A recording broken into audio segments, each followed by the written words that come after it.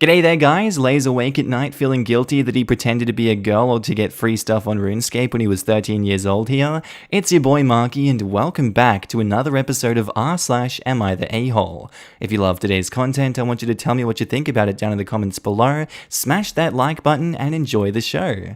Thank you. Posted by user WaitressFML00. Titled, Am I the a-hole for refusing to return a tip and telling a couple that I don't have time to play mediator? I'm a 22-year-old female waitress at Texas Roadhouse. This is one of my 2 jobs to put myself through college. Most days are fine, but other days are a living hell. Yesterday, I was assigned a table that had a husband, wife, and what appeared to be a teenage daughter, maybe 17. Everything was going smooth at first, and the wife ordered a margarita. The husband then tried ordering a beer. The wife instantly lost her noodles and said, no, he will not have a beer. He will have a water. She then turned to him and said something along the lines of him not needing to drink because he was driving. He said no, the daughter could drive. It was childish. Anyways, he keeps telling me he wants a beer. She keeps telling me no. In this industry, situations like this are a lose-lose for waitresses. If I get him the beer, the wife won't tip, and if I don't get him the beer, he won't tip. Damned if I do, damned if I don't. So, while they were arguing at me, I said, listen, I really don't have time to play mediator here. They went silent. I went and got both of them their alcohol. Daughter gives me an apologetic look upon my return, presumably because her mother was acting bat crap crazy upon seeing me bring a beer in tow. Flash forward to after their meals. Husband has had 2 beers at this point. Wife has stopped drinking and glares at me every time I return. Wife and daughter go to the car while husband pays. Husband drops me a $40 tip on a $68 tab. I told him I couldn't accept it. He insisted. Eventually, I pocketed it. The wife comes in an hour or so later, demanding that I give her the $40 her husband gave me, stating that I was a terrible host and went against her and I don't deserve a tip. She got my manager involved who said, she's not obligated to give you her tip. You left the restaurant and the tip has already been processed. Have a nice night. She was fuming, screaming at me about how much of an a-hole I was for supplying her husband alcohol after she said no. Other guests started chiming in, saying that she was being ignorant and that I was doing my job, which is to provide guests with what they want, and said that it wasn't my fault that she was a controlling wife. She storms out. Given the fact that I was put on the spot like that, I feel insanely guilty. Am I the a-hole? Look, I think it's only natural that you would feel insanely guilty as you were actually in this situation in person and your job is on the line given what you respond with in this situation. I can't blame you for being guilty because you want to be on the side that gets you in the least amount of trouble. When she said you're an a-hole for supplying her husband alcohol after she said no, made me question who wears the pants here? Is she trying to treat her husband like a child? No, you can't have alcohol. I said no, okay? I think those 2 need to work on their relationship. I think, unless there is a problem that we're not seeing, feel like it was wildly inappropriate for her to be denying him that, especially when they did have a safe way home, which was their child driving them home. But hey, I am not omnipotent, we don't know the situation, we only see it at face value. She's an entitled parent Karen for coming into the restaurant afterwards and having a go at you. I think that's completely not on. And for how things were handled and the results, you're not the a-hole. I don't think you could be the a-hole in this situation. Not the a-hole in my opinion. The manager has your back, which is good, and the other customers as well. Really, she's ticked at her husband and not you. Edit, I think some people are reading this as if I think the wife is a harpy and drinking and driving is fine. I don't, and I have no idea what happens in their life. For all I know, he pulls this crap all the time, or she's the one who always has a glass of wine and he never gets to, etc., etc. Just, it's clear the actual annoyance was not with the staff. But I think it would have been better if she was more professional by saying, I will come back later and take your order. But anyways, This is the right answer. Opie is not the a-hole, but the right answer would have been to smile and say, "It sounds like you folks need 10 more minutes to decide," and just leave and let them fight it out first. Why do we expect more professionalism from minimum wage employees than the people they serve, who are likely not minimum wage employees? Well, the way I see it, in this case, professionalism is an excellent excuse to nope right out of that uncomfortable situation. But I agree with you completely. Yo, look, you need maybe an hour to figure out what to drink? I'll swing back by then, gives him a cheesy smile. Well, an hour is how long a therapy appointment takes, so that sounds about right. She wasn't even really unprofessional.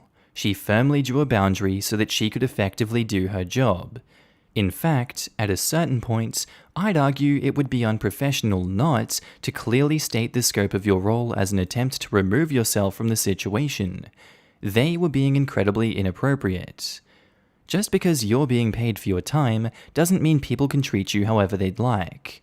I agree that attitude is important, and it's on the professional to take the high road, but only to an extent. You are not a punching bag. Especially when, as this comment notes, servers generally aren't even paid a livable wage. This poor girl probably puts up with a hell of a lot at the Texas Roadhouse. You did perfect. F that lady. You're not responsible for her insane control issues or their terrible marriage. The mum is the a-hole for sure. Who comes back in demanding a refund on a tip that they didn't give? The audacity. I'm glad your manager was cool about it too. Spend that 40 frivolously on yourself. You absolutely deserve it. Posted by user Ananoir. Titled, "Am I the a-hole for flipping out of my son's school after they lied to him about donation prizes?" My son is in the 4th grade. School is only open on Mondays. The rest of the week he is home with me. They don't do virtual learning during the rest of the week, no Zoom calls are made. No teacher actually checks in. Homework at home is not to be sent back to the school, and instead they get a participation grade the following week if they tell their teacher they completed it. It's backwards, and your students are being graded for the work they actually do. Every Monday we get a new flyer in the mail asking for donations. Last week we got a flyer that said to send out 20 emails to individuals to ask them for donations with the promise of prizes for participation. They also had other prizes on this flyer. Basically, the more people who donate using your name, the bigger the prize you get. My son wanted the headphones prize. Nowhere on the flyer did it say how many donations were needed. I called the school to ask and they said 12. I sent out the 20 emails, and 14 people donated. The donation list was to be emailed to the school with the student ID, and we were to pick up the prizes this past Monday. Son was losing his mind excited because he got the 12 donations needed for the headphones. We walked in, and they proceeded to tell me and my son that he did not qualify for the prize because in order to be eligible, you needed to get those 20 donations. Apparently, the prizes for donations started counting after you received the 20. They turned damn near every student away, not just my kid. So I sent the boy out with his father and pulled the teacher and principal aside to let them know that I thought it was screwed up that they got these kids' hopes up for absolutely nothing, and that all they accomplished was destroying the children's spirits by lying to their faces. I then told them that I was told by the secretary that he only needed 12 donations for those headphones. They said, "Sorry you feel that way. This is just how things are right now due to the pandemic." So I responded with, "Oh, so lying to students and breaking their spirits is okay because of the pandemic? Failing to provide virtual learning for the rest of the week like other schools is okay because of the pandemic? Asking for donations when the kids are only here once a week must be okay too, right?" I then walked out. Well, my son got the headphones in the mail today with a note from the superintendent that said, "I'm very sorry for the actions of the school system and the confusion formed around the donation drive. We are trying to work with the families, not turn them away. Please accept this as an apology." My son is over the moon. My husband says that I was being a Karen and that we should have just dropped it because it teaches our son that life isn't fair and that I now look like an a-hole helicopter parent. Am I the a-hole? I don't think I am. I agree with the dad that life is unfair, but I feel like you shouldn't have dropped it just because life isn't fair all the time. When things like this arise, obviously you're going to fight for your kid, and you're going to tell your kid to stand up for yourself in this unfair world. The headphones were only the tip of the iceberg with this entire situation. The 2 points that she brought up afterwards, saying failing to provide virtual learning for the rest of the week is okay, and asking for donations when the kids are only there once a week, is cool, right? It feels like there's a myriad of problems not being addressed by the school, and OP is standing up for their child and the child's education. There's nothing wrong with that. That's not a Karen thing to do. Karens make points of frivolous, stupid situations. OP here is standing up for their child and doing what is best for the future of their child. That's the complete antithesis of Karen. So I feel like the husband is off the mark with his comments here, and I think OP is justified in flipping out, so I'm gonna say not the a-hole. Not the a-hole. Being a Karen is when you make an overly dramatic scene over something that either doesn't matter or isn't actually an issue. You made a point to pull the principal aside and not make a public scene to make a legitimate point. Right? OP's husband is being pretty disrespectful if every time she steps up for what is right, she gets called a Karen. Who says that to their wife anyway? Yup. This is the thing I don't like about Karen being a thing. It's now a way to browbeat people, especially women, away from causing a stink about actual problems. It's kind of misogynistic and a tool to keep uppity women in line. That's what I see it mostly being used as. It's unfortunate because it's usually used to describe middle-aged women, 40 to 60, who sometimes don't learn to use their voice until then. Yup. It also conflates a really wide range of behaviors like requesting a wrong be corrected, being a little annoying, standing up for yourself, and blatant racism. I would much rather we say things like, that woman just called the cops on a black kid selling lemonade than, oh my god, look at that Karen. Call things what they are, not the funny name that manages to both trivialize horrible behaviors and overinflate mildly irritating behaviors. Also, spouse-on-spouse name-calling is just never a good look. Not the a-hole. It sounds more like a pyramid scheme than a fundraiser, and by not laying out clear guidelines for prizes, it allowed them to pull crap like this. They knew exactly what they were doing. Seriously, her son sounds like he goes to the Arbonne elementary school. Oh no, that's really mean. Posted by user Psychedelic Corp Psycho, titled, Am I the a-hole for using my hot tub nude?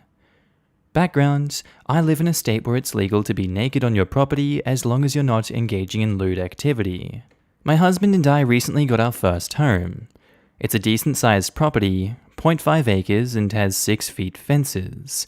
We have a porch on the back that I decorated with lights, and we put in a hot tub. I put a projector screen across from it, blocking the view. We use the tub nude only late at night, and all other times we have our suits. The neighbors to our left have huge plants to block the property line. Perfection. I went ahead and put similar plants on my back property line to block the view. Anyways, the neighbors behind us are kinda old and conservative. The woman came to my house today and basically screamed at me for being naked in the yard. She threatened to call the cops next time I did it, to which I informed her on the Florida Statute 800.03, I explained to her all the precautions we took. Honestly, I'm surprised anyone can see anything. Our property is in the middle of the acre, and there's a ton of plants and trees. She threatened to report me to the HOA and the police anyways if I continue. She already confronted me about smoking marijuana, but I have my medical card and, ever since then, she's been on my ass about everything. Am I the a-hole for refusing to stop using my hot tub on my porch in the nude? Edit to add, we have tinted screens on the porch, but maybe the projector lights it up. Either way, it's still hard to see that far. I ordered dividers from Amazon anyways. I don't know how this is a question. You've got a peeping Tom old lady that's on your ass about everything. It's her prerogative if she wants to look into your acre of property and see, hey, there's some naked people there. I'm going to choose to be offended by this. Because it's really only affecting her. No one else is intentionally going out of their way to do this and then kicking up a fuss about it with you. If anything, given her attitude about the whole situation, she's the only a-hole here. You're on your property, it's legal, you're doing it late at night, you're not exposing yourself to anyone. What's her deal? Get rid of her, throw her in the trash, do whatever you want, but you're not the a-hole. Not the a-hole? You know the rules, and so do I. OP does know the rules, which makes this a case of harassment and wasting police time, as the neighbor knows the acts she wishes to report are not illegal, nor are they actionable. What is illegal and actionable? Voyeurism, harassment, wasting police time, filing false police reports, assault. Many jurisdictions cite causing a reasonable fear of imminent bodily harm as assault in and of itself, intimidation, etc. When I spy on you, over your 6-foot privacy fence, through the plants you installed for your privacy, on your own property, a considerable distance from my property, I expect you to be fully clothed. Or else. Not the a-hole. It's your property. I'd be raising questions as to how and why she's peeping on you and your husband. Why is your neighbor watching you across the acre yard? Tell her to call the cops and you can discuss your concerns about her harassment with them. I live in a neighborhood with a lot of elderly folks, and the first thing I notice is how they have literally nothing better to do than snoop on the neighborhood. Exactly this. I got told off for being naked in the bathroom because an old woman could tell I was naked. Reminds me of a joke. A woman calls the police, they come over and she says, "My neighbor is in the shower completely naked and you can clearly see it through the window." The officer looks out her window and sees a guy in the shower, but you can only see his head and neck. "Ma'am, you can't see anything inappropriate from here." The woman pulls the chair over to the window and says, "Stand on this and you can." Not the a-hole to OP. I wish I had a hot tub. Posted by user Quarter Humble. Titled, "Am I the a-hole for pursuing full custody because my ex asked me for help?" My ex and I have 2 kids, 11 female, 8 male together, and I have another with my current husband, 7 female. My ex usually has them every other weekend. Last weekend, my ex called me to come get my daughter at 1 a.m. Apparently she had food poisoning, at least I think. She didn't have a fever or anything and was fine the next day except for a stomachache, and had to run to the bathroom to throw up, and ended up vomiting and pooing at the same time. I asked him to handle it because it was 1 a.m. and he lives almost an hour away, but he insisted he couldn't. I came over and found my daughter sitting on the bathroom floor crying, and there was vomit and poo everywhere because my ex hadn't cleaned it up. He said he was too disgusted and couldn't deal with it. I ended up cleaning the bathroom and wiping my daughter down with some washcloths. I woke my son up and took them both home, and we didn't get to bed until almost 4 a.m. The next day I called a lawyer and then informed my ex that I was pursuing full custody because he clearly can't handle having the kids if he can't take care of them when they're sick. He obviously disagrees, and now I also have mutual friends and my dad saying that I don't understand how hard it is to be a single parent because I have my husband to help, and it wasn't his fault that he was overwhelmed.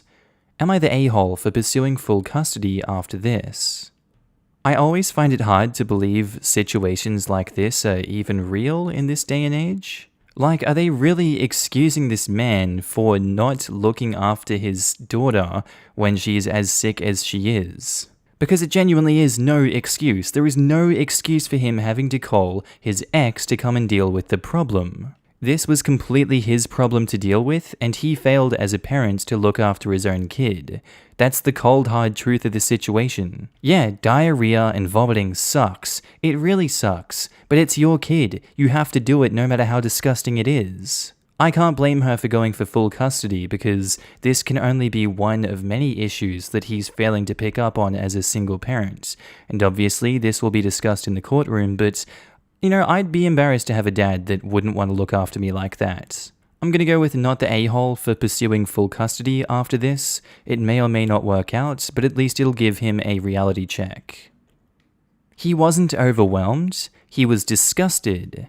That right there should tell you what kind of parent he'll end up being. Not the a-hole. Edit to add, I can't believe you cleaned his bathroom for him. Seriously, you were nicer than I would have been. Yeah. Should have cleaned up the kids and taken them with you and left the bathroom as it was. Your husband didn't help you clean that bathroom. You knew what to do on your own. If he can't clean up poop and vomit, he shouldn't have the kids, period. He's basically saying he shouldn't have to do it because it's women's work.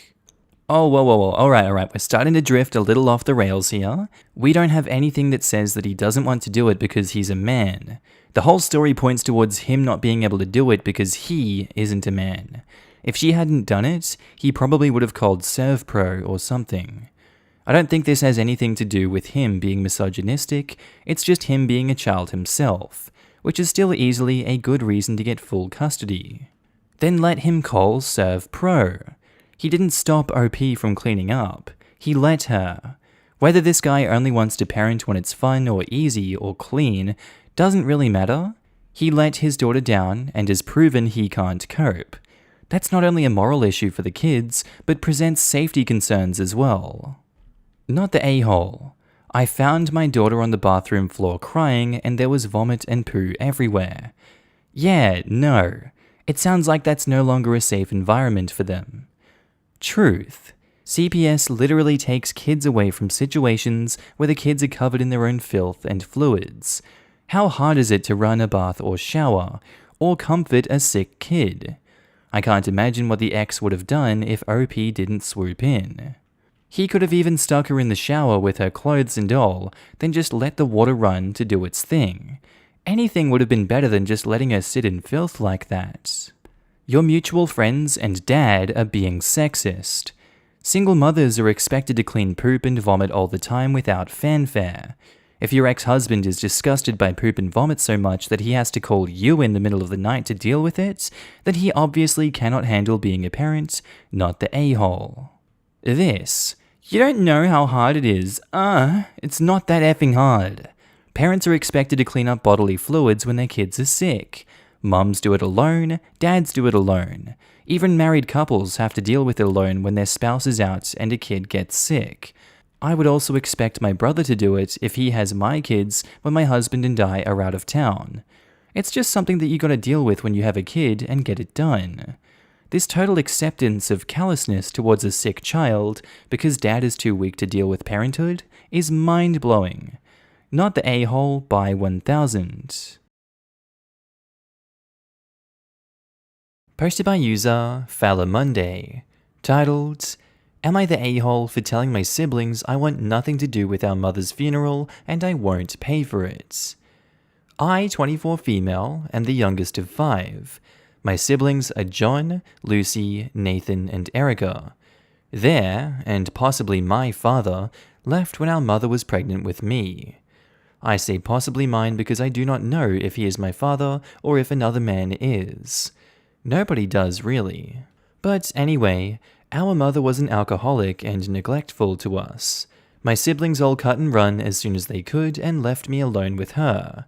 They never visited, refused to help me, and rarely called our mother. I was left to face her verbal abuse. I was there to pick up after her. She was not a good mother, and once I moved out, I cut her off completely. My siblings were upset I abandoned our mother. Our relationship has been tense since. I hate that they expected me to look after the woman who pushed me out, because that's all she did. Our mother became ill sometime last year, and in July, they were told that she would not make it. I did not see her. They tried to talk me around, but like I told them, I made my peace years ago, and I owed her absolutely nothing. She died very recently, and now they want me to attend the funeral and help pay for it. I said no. They tried to guilt trip me into it, and I told them I wanted nothing to do with the funeral, and I was not going to spend a thing on the woman who treated me like crap. More guilt trips happened, and then I pointed out that I did it alone for 4 years. I had to clean up her puke, bathe her, make sure she didn't hurt herself. I had to clean up puke off myself more times than I can remember. I had to fend for myself all alone. I did my time. I was done. They are ticked, upset, hurting, etc., and I get it. But I don't think I owe them either. They didn't help me when I needed it, so why should I help them now? Am I the a-hole? I'm gonna go with no for this one. I don't think that you would be an a-hole for not financially contributing to the funeral, as well as not showing up in person. You did get abandoned by all of these people in your life, and obviously they've not done anything to reconcile that fact, or apologize, or anything. It's not fair for them to just dump that all on you now and expect you to want to participate. I feel like they don't know you anymore. Keep doing what you're doing. I feel like you were justified in all ways to not contribute, and just do what you have to do to not be a part of this. In my eyes, you are not the a-hole. My siblings were upset I abandoned our mother. Not the a-hole, you didn't abandon her. You moved out as soon as you could, which is exactly what your siblings did. You spent a significant amount of time looking after her on your own. I'd say you've done more than your fair share.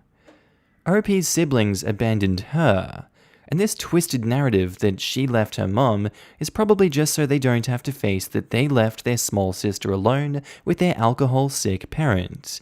Shame on them. OP is the scapegoat, and the others are upset that she's rocking the boat.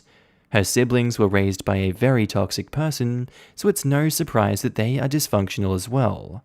Definitely not the a-hole, and she's justified in cutting her siblings off if they continue their behavior. Not the a-hole. I think it's hypocritical of them to say that you abandoned her when they left as soon as they could and didn't look back. I would have said no a-holes here because they are also dealing with a neglectful childhood and all the trauma associated. But they have absolutely no right to hound you to be a part of anything you don't want to be. I think you're really strong for standing your ground here. All the best, OP. And this is how I feel. Like, I get they might have forgiven her, and that's great for them. Maybe they care more now. But that doesn't mean I need to. I was left alone with her the longest. I took care of her the most. I do not owe any of them more than I already did. Not the a-hole. You don't owe any of them anything. You've more than done your time and you deserve better. Enjoy your life and be happy on your own terms. Yes, I would not have stayed as long as I did, but I had nowhere to go, and I knew it would be hard to find some place for me to go that wouldn't get CPS involved. You did what you had to do at the time, and now you're doing what you have to do for yourself. You should be so proud of yourself. You're amazing, and don't let those selfish people that are siblings make you think otherwise. Thank you. I did. I did what I could to survive.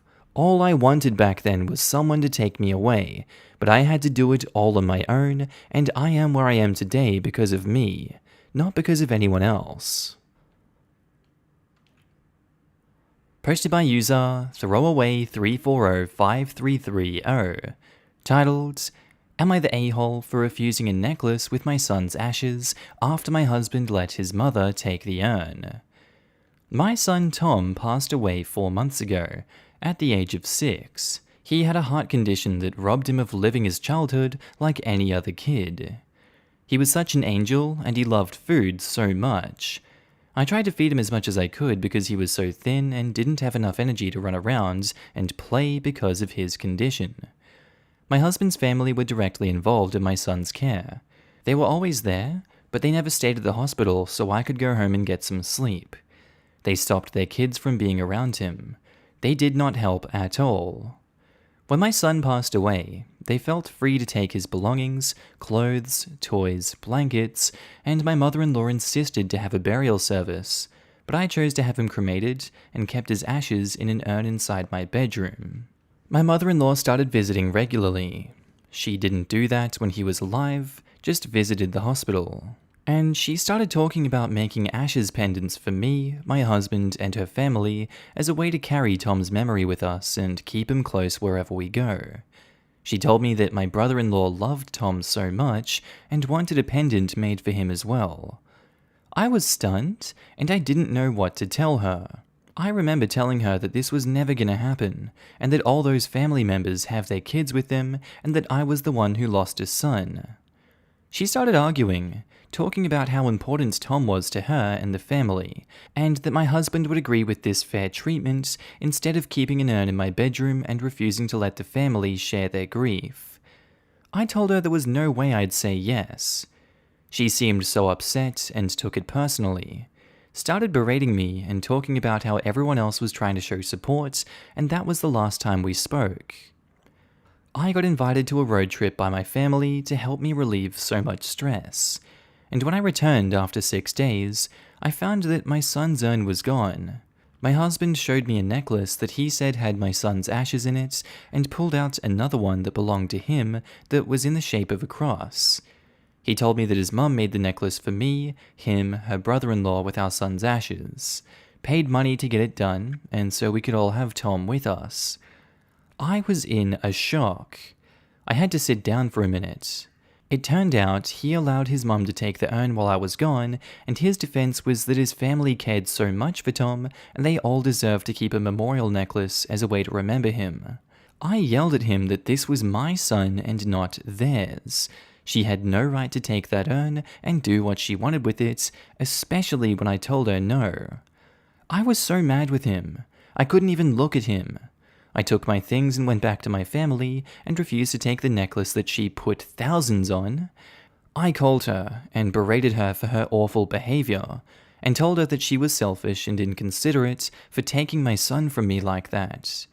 My husband is trying to apologize, but I can't accept that he did this and betrayed me. Well, I feel like it's a clear not the a-hole on this one. I feel like you've been double-crossed by your entire family and by your husband. I don't have many words for this one. I wouldn't trust your husband after this. I would probably start filing divorce proceedings, in all honesty, because that is a huge betrayal of every line. Every line has been crossed in this situation. I don't know, not the a-hole, but I feel really bad for you, OP. I'm so sorry for your loss. Not the a-hole, I would be livid. I would be looking into legal action against mother-in-law, and I would be filing for divorce. I'm so sorry that happened to you. What awful people. And OP says, he actually tried to guilt-trip me into accepting by telling me repeatedly how much money his mother paid to make those necklaces, and it's just so wrong. Just so wrong of her to think that she had a right to do this.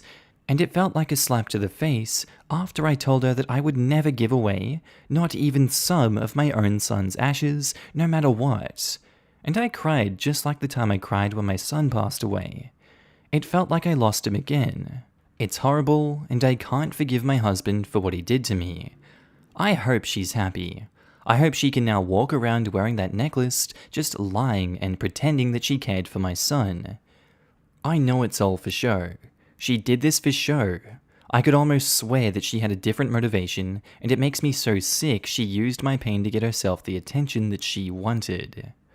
I'd call the home that put all the ashes into the necklaces and ask them if they had any advice on the theft and what their verification procedures were before they took the ashes. Then I'd go and get the ashes back with the threat of police. She stole from you, that was theft, and you have a right to press criminal charges. I just looked up some legal facts about turning ashes of children into jewelry. From what I gathered, funeral homes are required to have the signed permission of the parent or parents in order to do that. And based on the way OP wrote this, I'm going to assume that the husband wasn't Tom's dad. This means husband, hopefully soon to be ex-husband, and mother-in-law committed a crime along with the funeral home. Unless the husband forced OP's signature, which would make him even more disgusting. OP should contact a lawyer first, as the funeral home may very well try to stonewall her once they realize they screwed up. posted by someone that deleted their account, titled, "Would I be the a-hole if I refuse to go to my daughter's wedding because my wife isn't invited?" I never wanted children. I was always careful, always wore a condom, but somehow I ended up getting my ex pregnant. I begged her to abort or to consider adoption, but she wanted to keep the pregnancy. We ended up moving in together, and I met my wife around the same time. We were in the same friend group, and I was instantly very attracted to her. I guess people call it an emotional affair. I told her about my problems, and she was supportive and believed that if a woman could abort, a man should have the right to walk away. My ex gave birth to twins, and I stayed for the first 6 months, but honestly, I just didn't love them. I didn't want to be a father, the feelings weren't there, and I was becoming very depressed. I hated my life, and I think if I stayed, I would have ended up severely depressed or an alcoholic. My wife graduated around that time and was moving back to California. We were in New York, so across the country. She said I should come with her and start over. She said something that really stuck with me about how if I don't walk away now, I can't do it in 5 years. And right now is the moment to hurt my kids the least. I told my ex that it wasn't working and I didn't want to be a dad. I moved to California and married my wife, but I paid all of my child support, paid for their education, extracurriculars, etc.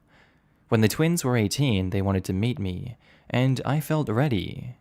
My son and I built a good relationship, but my daughter hates my wife. She wants her to apologize for telling me it was alright to leave, which obviously, even if she did say that, I made the decision.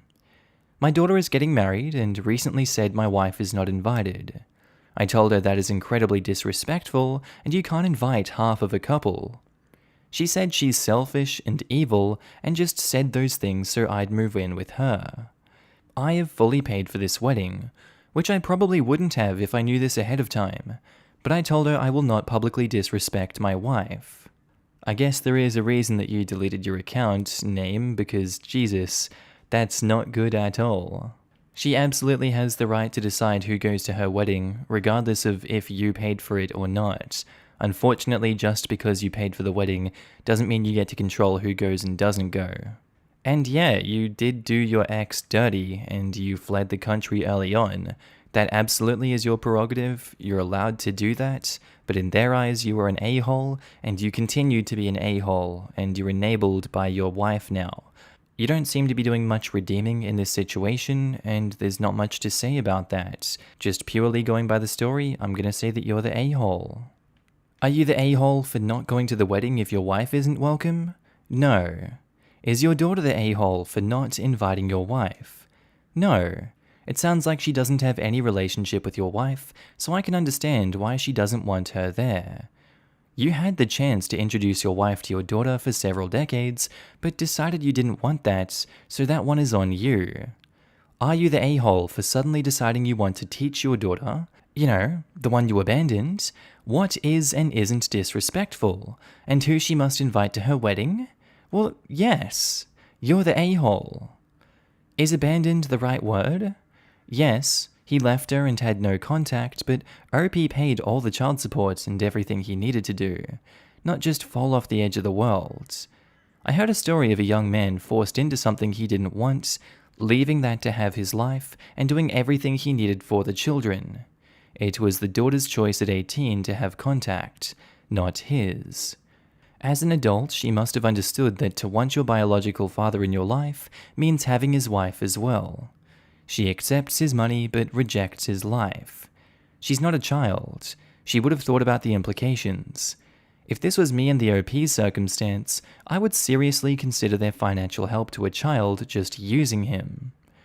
Edit, for those that are saying that if he didn't want children, he shouldn't have had sex. Really? This is a real life and accidents happen. I'm not saying that child support is using him, the paying for the wedding is how she is using him. This is not child support and is the financial help that I'm talking about. I can't count the number of stories I've heard on this sub and elsewhere that had some variation of, I wish my dad would have left my mum so that all of us could have been happy. It's a sucky situation, but I don't think having an unwilling and possibly resentful father around would have been better. Even if he never took it out on his kids, they would likely pick up on the fact that he's deeply unhappy about the fact that he has a family. This just in, not staying with a romantic partner you aren't compatible with does not mean you cannot still be present in your children's lives. I'm one of the people who wished my parents would have divorced sooner so they'd stop being miserable in the same house. Doesn't mean I was rooting for my dad to F off to nowhere and abandon his kids completely. Amazing enough, some parents actually manage to divorce and still be parents to their kids. Posted by user Am I the A-hole 50% to, titled, Am I the a-hole for telling my husband that I'll go back to work if he doesn't give me 50% of his earnings? I'm currently a stay-at-home mum. I never wanted to be one, but when I had my kid, it broke my heart when I could barely spend time with her due to my work. I wanted at least one parent to be with her while she grows up, and he wanted the same too. So I decided to quit my job. I had some earnings. I could manage for a while. He told me he would support us well. I was earning thrice as much as him, and our lifestyle would take a temporary hit, but we wouldn't be in trouble. When we both were working, we mostly split the chores 50-50, but now it became 100 me and 0 him. I was taking care of the baby, the house, groceries, taxes, walking the dog, cleaning and watering, maintenance, etc. I was beyond exhausted. I asked him for help occasionally, and he made a big show of doing it. Said I'm not going to work anyway, so I should be doing all of this by myself with no help from him. I agree that I should be doing a lot, but not everything. He would act like he was a benevolent god if he washed one dish, and it was getting on my nerves. He wanted me to cook whatever he wanted, whenever he wanted. Learn to cook new things for him when he felt like it, to do his laundry and clean up after him constantly, which ticked me off. I also realized I was still paying for most of the household expenses from my savings, and he was barely contributing anything. So I told him that he's treating me like trash, like a live-in maid, and I can't take being ignored and expected to serve him constantly. He told me that this is what a stay-at-home mum should do. So I told him that unless he gives me 50% of his salary for household expenses and baby expenses and contributes to the home at least 25%, I will go back to work. He threw a huge fit about it, and I called up my old job, who had been dying to have me back, and set up an interview. A formality, honestly. They'll take me back with no questions asked. He's sulking, saying I should be home with the baby. I would rather continue to earn and come home to the baby rather than act as his butler. Am I the a-hole? I really don't know. I guess if you're the one in the situation and you know your spouse better than us because you have a history together and you understand the situation better, like we're only getting a surface level, really evaluation of what's going on, then I imagine it's easy to feel guilty about wanting to go back to work and providing like that.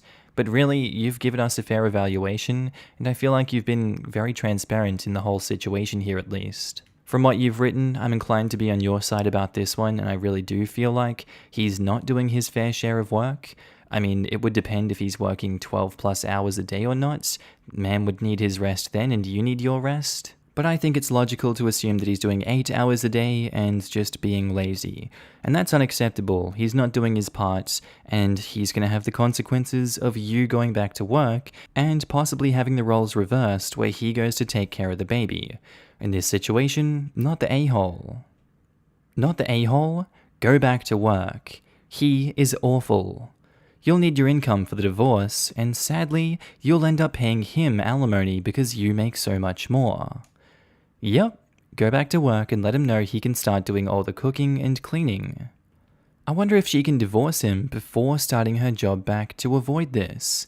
This man deserves nothing from her.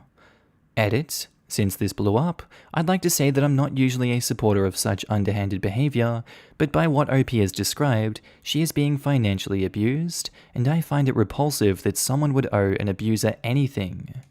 This. Legal separation, quicker, and her finances are hers and his are his. Not the a-hole. Why isn't he a stay-at-home father if you earned so much more than him? You're not just his free living maid. You actually pay for it. It makes absolutely zero sense. He told me he enjoys doing his job and would get depressed if he left it. I did suggest it to him, but he said his mental health would be affected, so I agreed to quit instead. So he decided that something he thought would be bad for his mental health to do, he would go out of his way to make more difficult and stressful for you. Then he leaves you without money. Then he makes demands like you having to cook whatever he feels like. Then he refuses to do anything around the house, but he wouldn't even consider doing even the childcare because of his mental health. Does he often have his head rammed this far up his own ass? Is he this selfish and controlling in everything that you guys do? Seriously, red flags all around. Please make him take a sick day and be a stay-at-home dad for a day. I guarantee the house would be a mess and he would have a terrible time. He obviously has no idea how hard it is.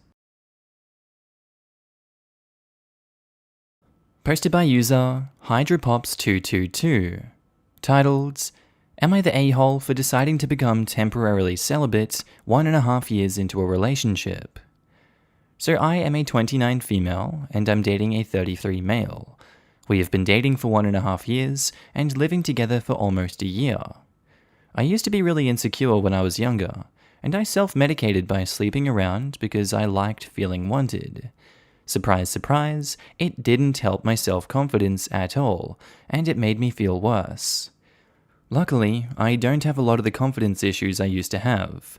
I was still really just starting to work on myself when I met my boyfriend, and he really showed me what a healthy relationship is supposed to be like. He's the first guy I've met who I feel loves me for me, and not just how I look and what they can get from me.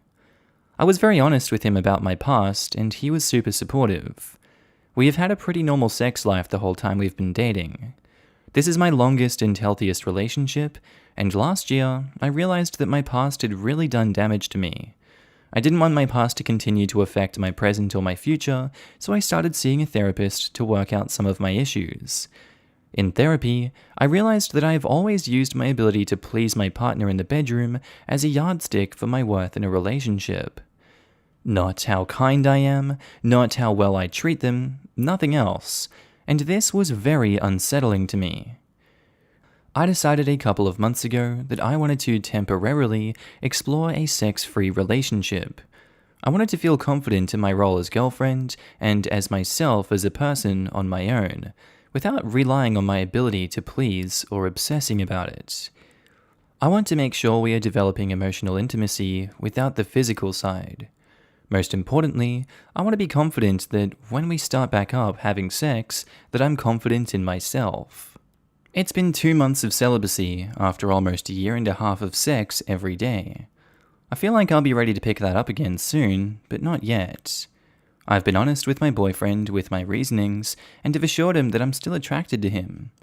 So far, he's been patient with me, way more so than I thought he'd be.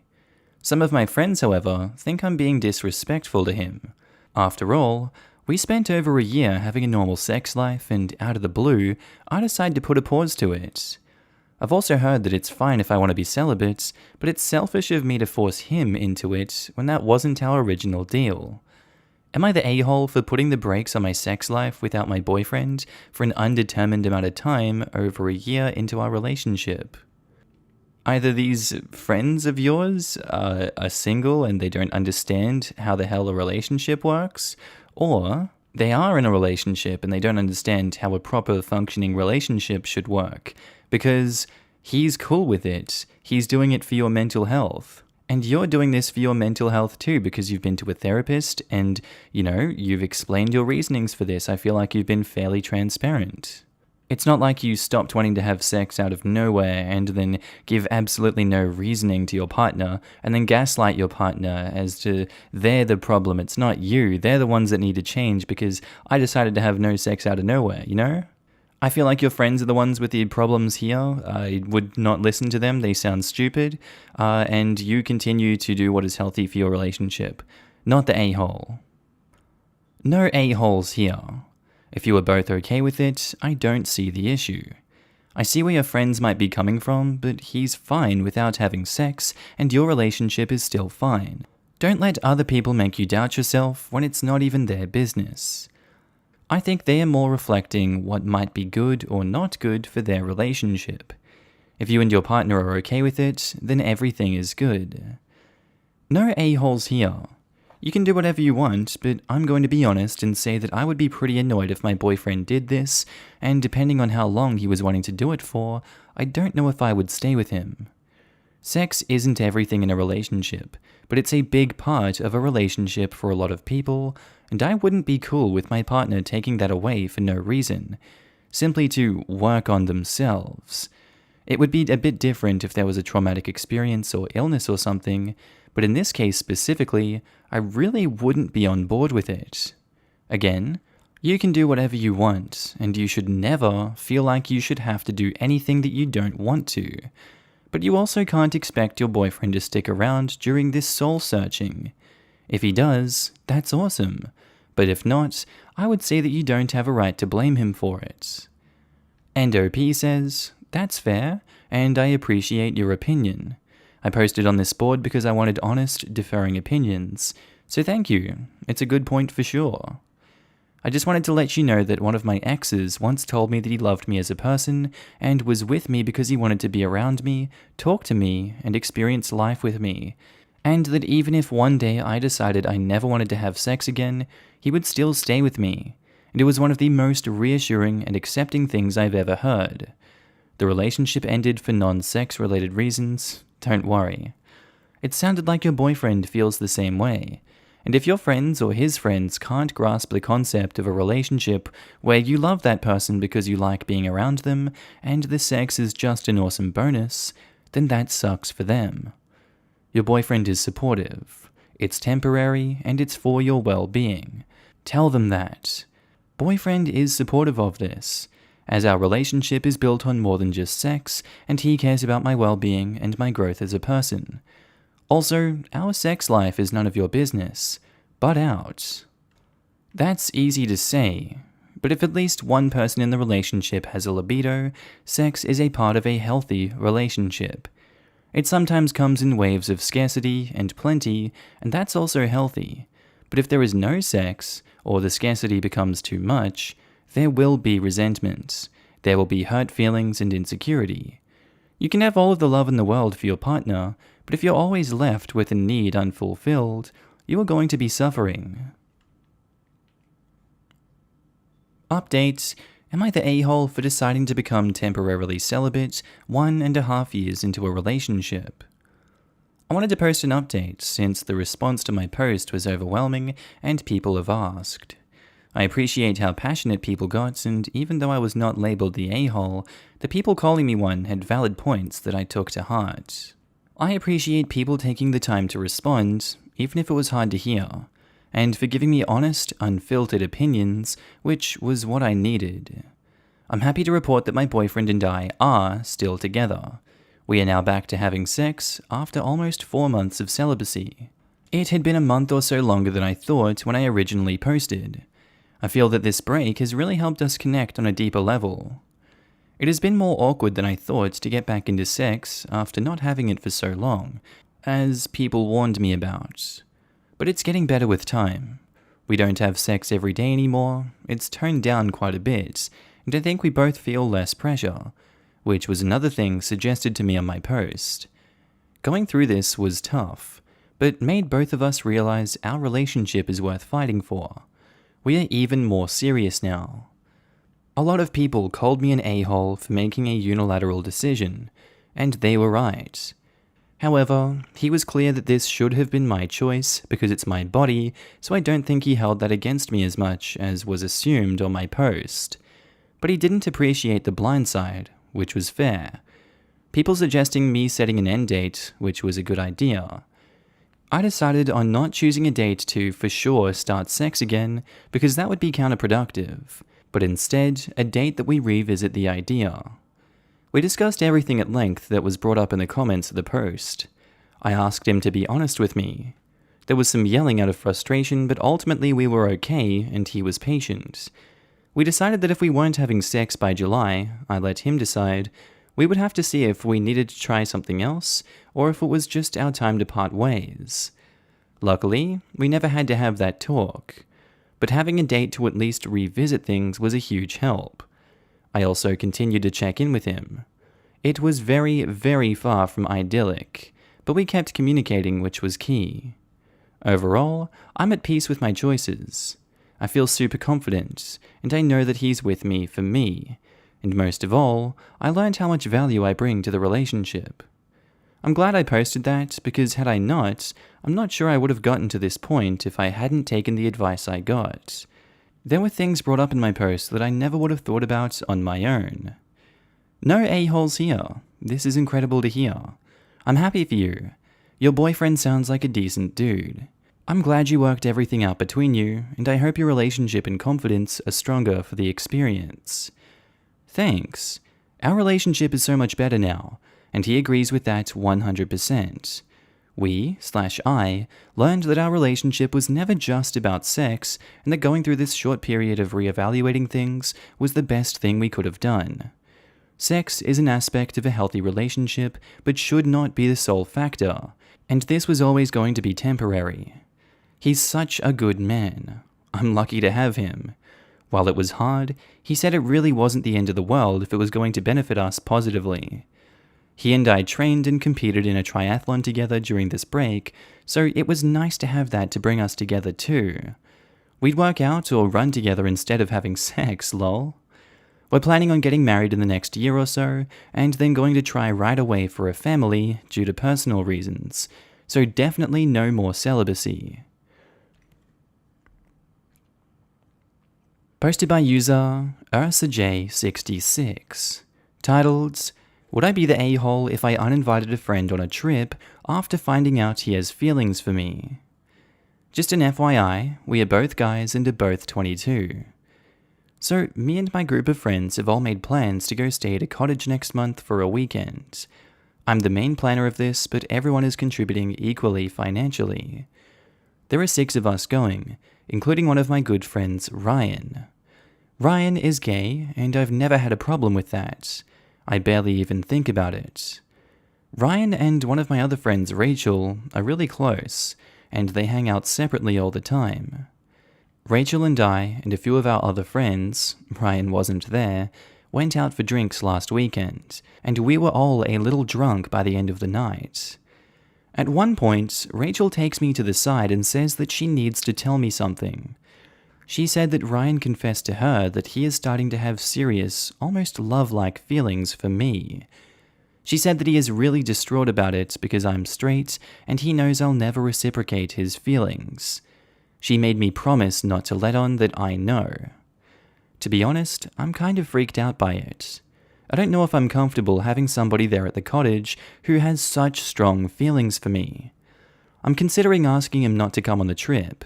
I would cover his portion of the cottage myself.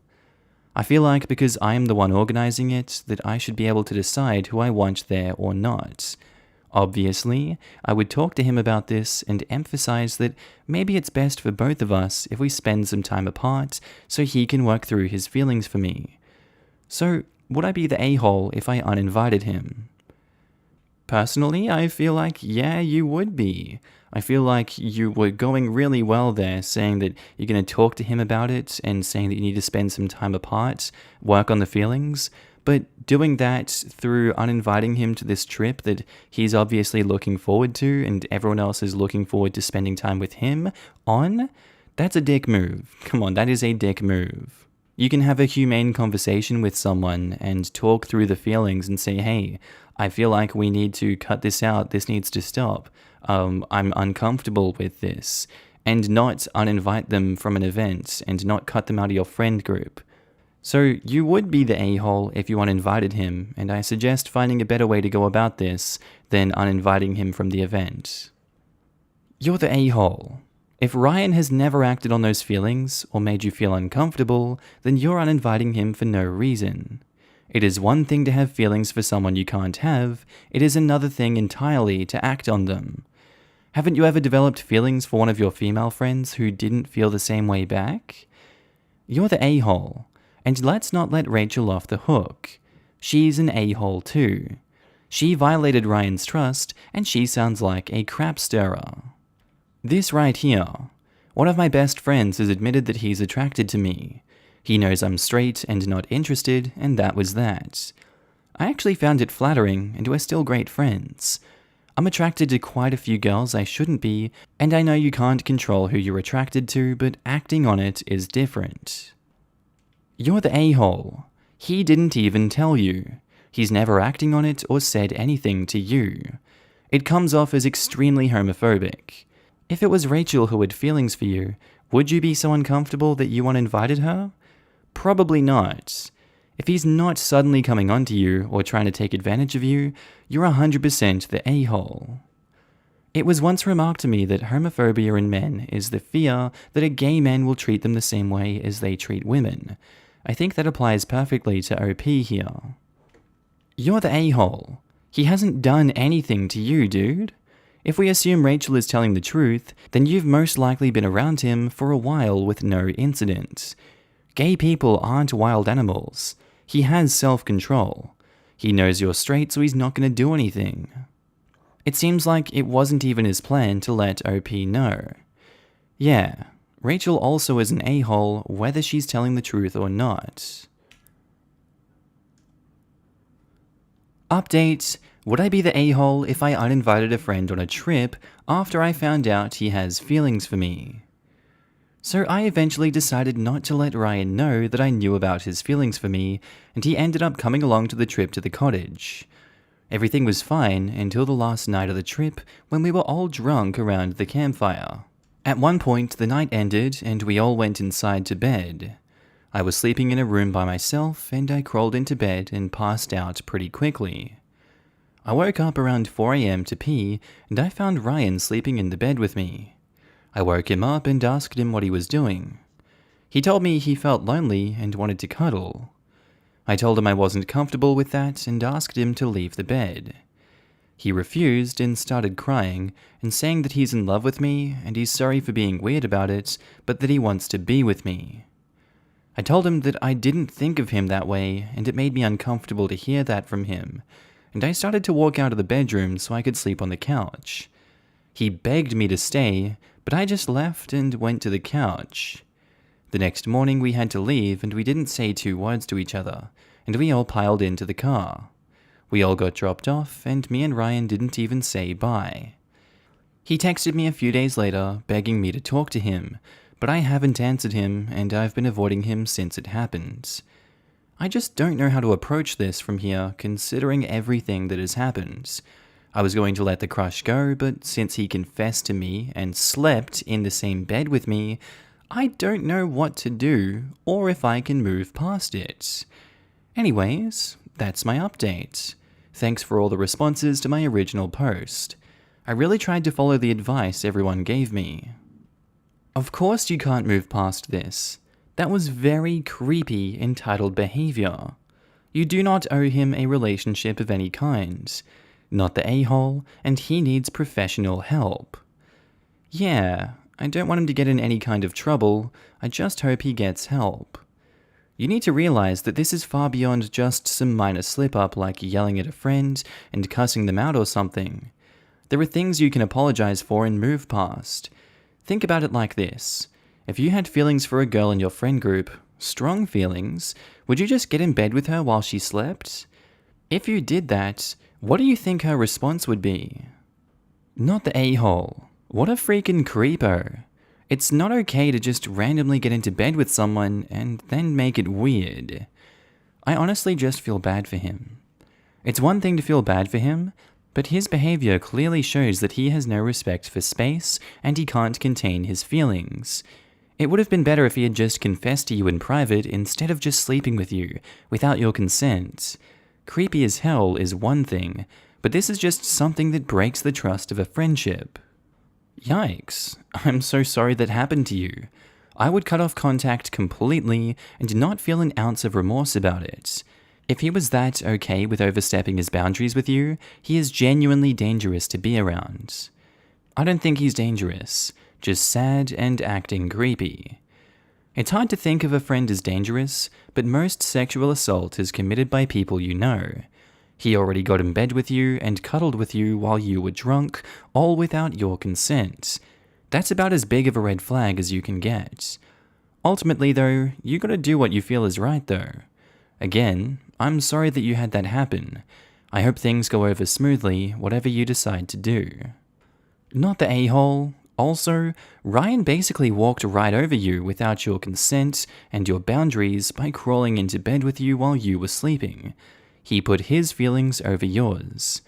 That's pretty damn crappy of him, and is also one step short of sexual assault while you aren't aware or awake to stop him.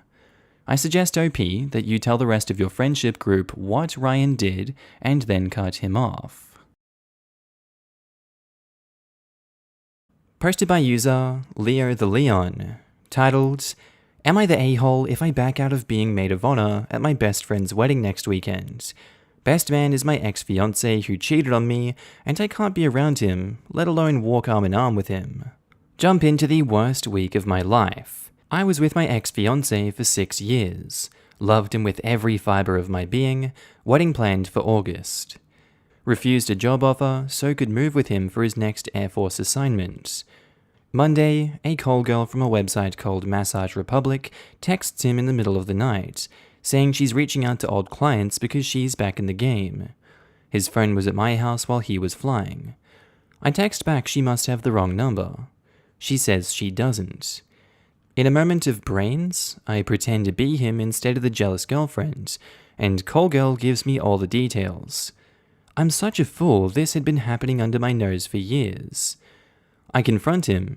He claims to be a sex addict and promises to change.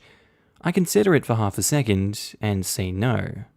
Cue uncontrollable crying, self-doubt, a battery of STD tests, awkward encounters with him, fights over the ring, his mum, who I loved, calling me non-stop and begging me to reconsider, and on and on.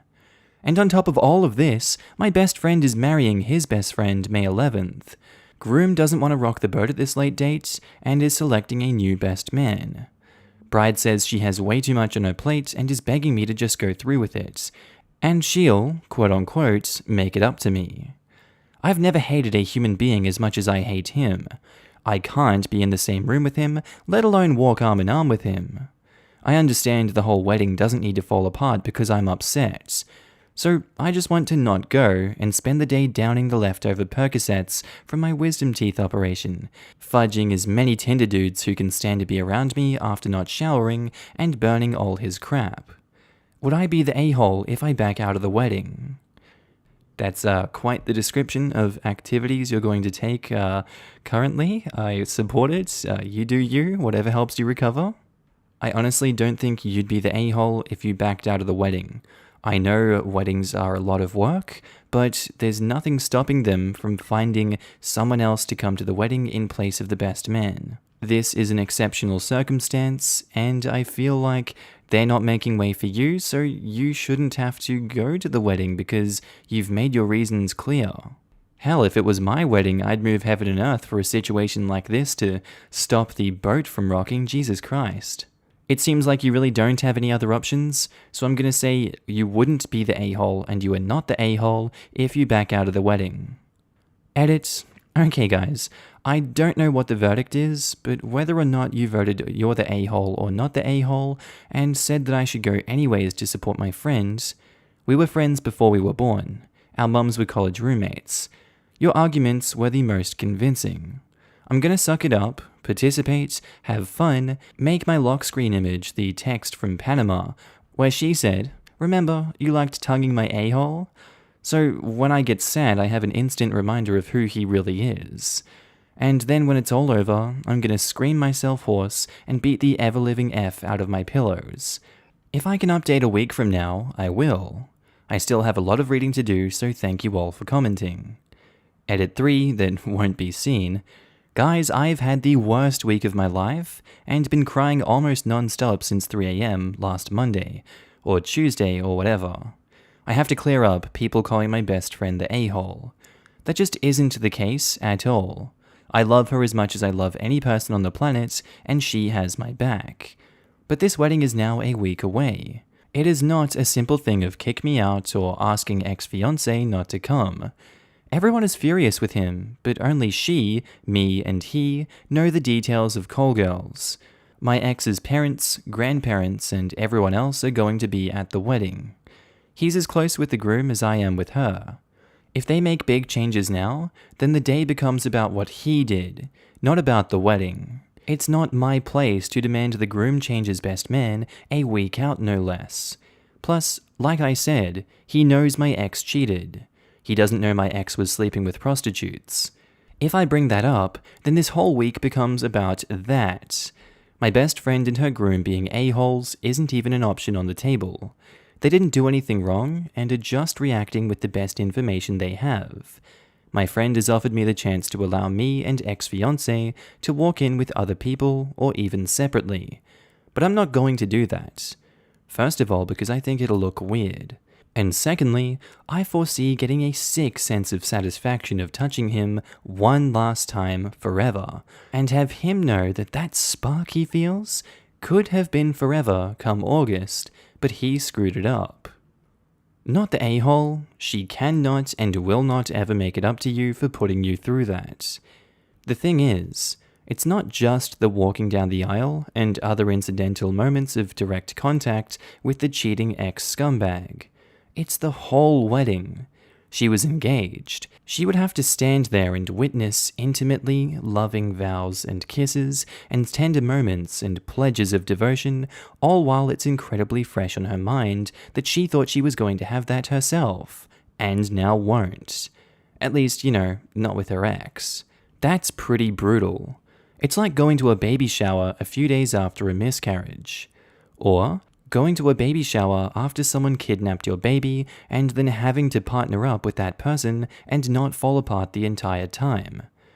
Not the a-hole, the ex is, since, believe it or not, the wedding is still legally valid, even if the couple has to promote a bridesmaid and ends up short one.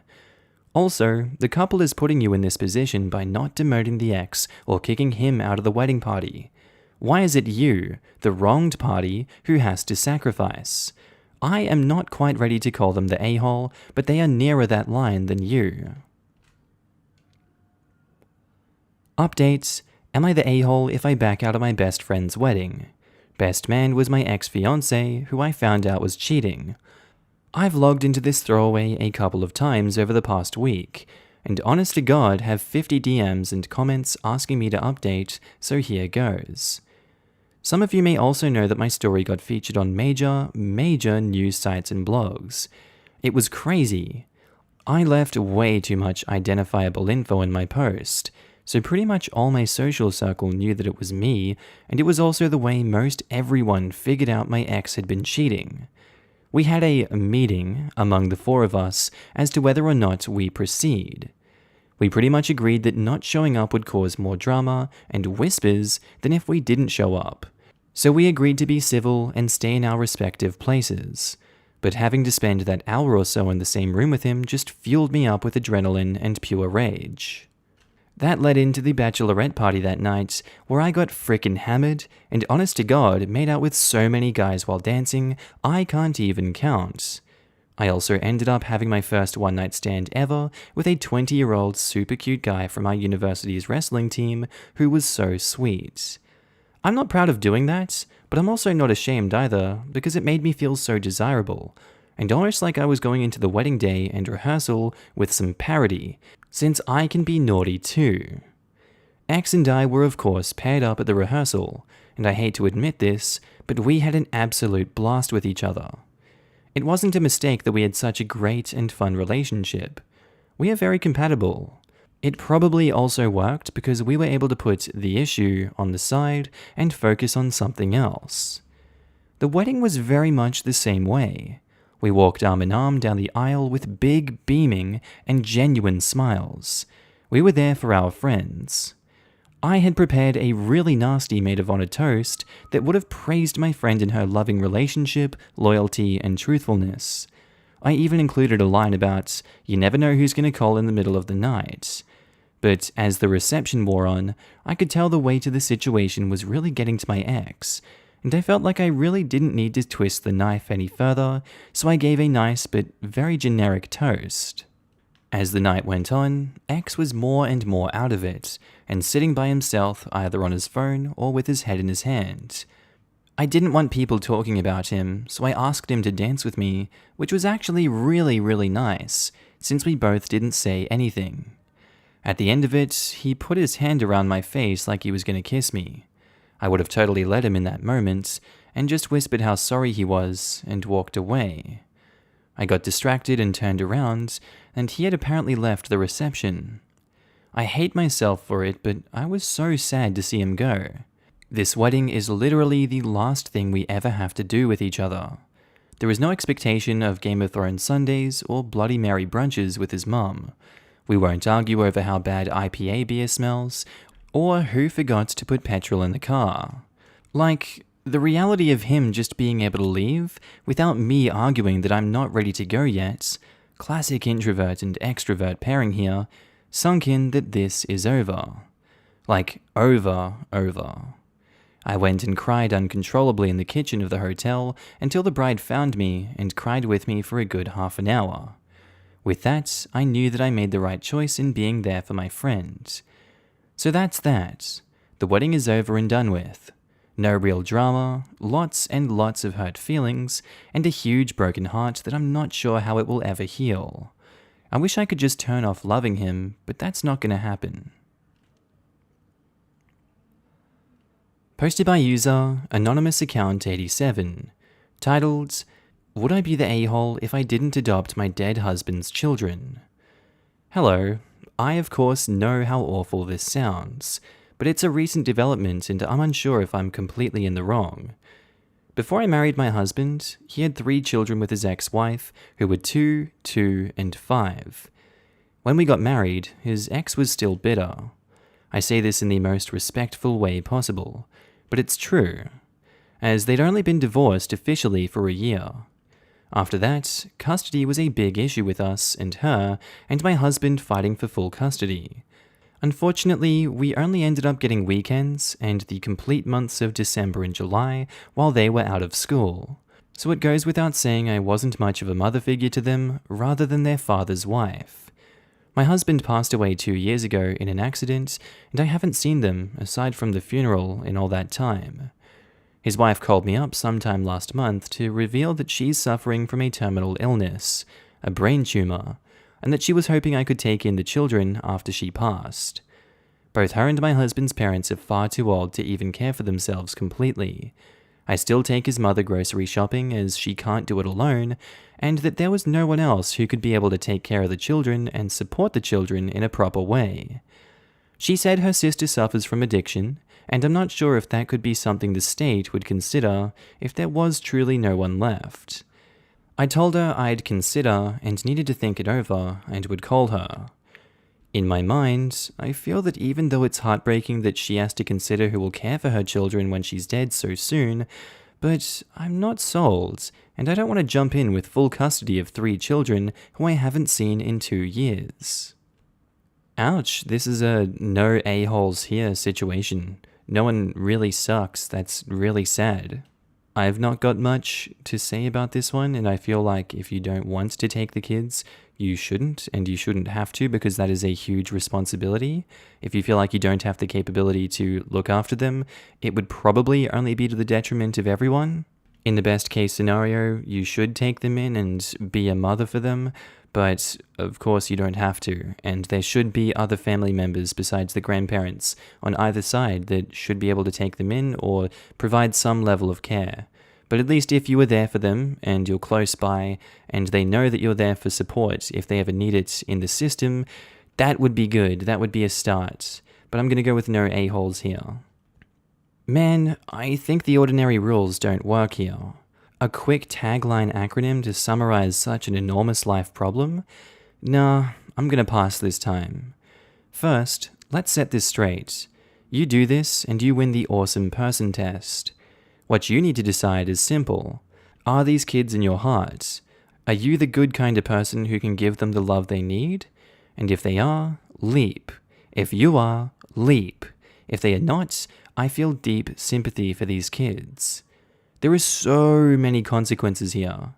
I wish you the very, very best in dealing with this extraordinarily difficult topic. I feel like it's even more complicated than that too. Raising kids takes money. Are there available finances to take care of them? With as young as they are, can you afford daycare, babysitters, and nannies while you're off making the money to take care of them? In the US, it costs about $233,000 to raise one child until they're 18, not college. Take that times 3, and you get $699,000 for all 3 of them. Divide that by 18 years, and that's about $38,000 a year that you have to raise, along with paying standard bills. That's a really hefty sum to pay by yourself. I agree that doing this is incredibly selfless, and the alternative probably really sucks. But sometimes you have to take care of yourself first. Making the decision either way, I don't feel I should give you an a-hole title. Good luck, OP. No a-holes here, but I would personally find it impossible to allow the children of a man I loved to enter foster care. I know this is Reddit, and we are all probably Westerners who strongly believe in taking care of ourselves first and living our best lives and all that crap, but I urge you to consider another perspective. I work with children in foster care and adults who have aged out of foster care. No happy stories there. I'm 85% certain that 3 kids will be separated and put into different homes because it's almost impossible to find a home that can take 3 kids at once. It will fragment their relationships forever. It will traumatize them. If they're all lucky, they'll be adopted by nice people, but probably different people. If they're unlucky, they will become one of the kids that I work with who makes me cry at night because we just can't pack decades of love and parenting into the limited interaction that we get with these kids. It's not that foster parents are horrible. They are often wonderful. The system is horrible. But some foster parents are horrible, and you'd be leaving it all up to chance. I urge you to also consider that these young children have lost both parents. This is hard enough for kids, but it will also be hard as they age. You are their only link to their biological parents. If you are at all able, even if it's hard, even if you're filled with doubts, please consider keeping them from an overburdened, underfunded system. If you cannot take them permanently, can you take temporary custody and work to find adoptive homes for them? Great adoptive parents are out there, but you will be best able to find them if you retain custody rather than leaving it to the state. If you feel unfit to be a mother, this is not a good solution. But if you think you can handle it for a while, then maybe you could work with a private adoption agency to place them in a good home. Parenting is terrifying. It really is. It's costly and overwhelming too. But if there is a part of you that is excited or interested, then maybe this is something that would work out well. Children can bring incredible joy into our lives, even as they bring distress. They can push us to become better, more resilient, more empathetic and caring versions of ourselves. If my husband died, I think I would do almost anything to keep the little pieces of him that were left in the world safe and happy. But that's me, and this is you. So do what you think is right. But just keep in mind that right and easy are often too far apart for human comfort. Good luck, friend, and I hope things work out. Update: would I be the a-hole if I didn't adopt my dead husband's children? I want to thank everyone for their condolences for my husband and the life he lost. I wasn't sure if it was my right to update this, as I'm sure I made a decision most people would think me awful for. But at this point, it's more of a releasing of feelings off my chest. As you know, my husband's ex is ill, and I still feel for her greatly with much sympathy, and will pray for her and her children. But it's been a very long time since I was in any way a parent to them. Even as a stepmother, most of their care went to my husband. I just don't feel I could properly care for them and myself in my life. I told her this, and I feel awful that I made her react the way she did. Crying and coughing. There was so much guilt I felt, it was awful. But I think I've always known my decision, that I wasn't going to take in the children. I just didn't want to acknowledge it because it made me feel awful. I wish I could tell you where she decided they are going, but after our meeting where I told her my decision, it's been radio silence. As much as I would like to say they're going to people who are perfect and they'll be fine, I don't know. And their mother doesn't owe me an explanation, but I do wish them and her the best, and in the best case scenario, I pray for her health. No a-holes here. It's a tragic circumstance, but it would have been cruel to take them on and be unable to give them the care they need. A parent needs to want to be a parent to raise healthy kids, and you, knowing this, made the fairest call. There is no shame in it. You are not a bad person, and I wish everyone in this scenario the very best. I'm sorry for your loss and this situation. It's incredibly hard for everyone involved, and it's clear that you put a lot of thought into your decision. No a-holes here. The kids need to go to a home with someone who is both willing and able to care for them, and you are neither. You recognize this and are doing what you feel is best for them, not biting off more than you can chew for the sake of avoiding hurting someone's feelings. It's a crappy, no-win situation for everyone involved. Posted by user Skullfire2099, titled, Am I the a-hole for considering breaking up with my girlfriend because of her white-haired dog? We have been in a long-distance relationship for about a year now. After her last visit to me, her friend got her a husky mix to help with her depression, supposedly, without talking to my girlfriend about it. That dog has white hair.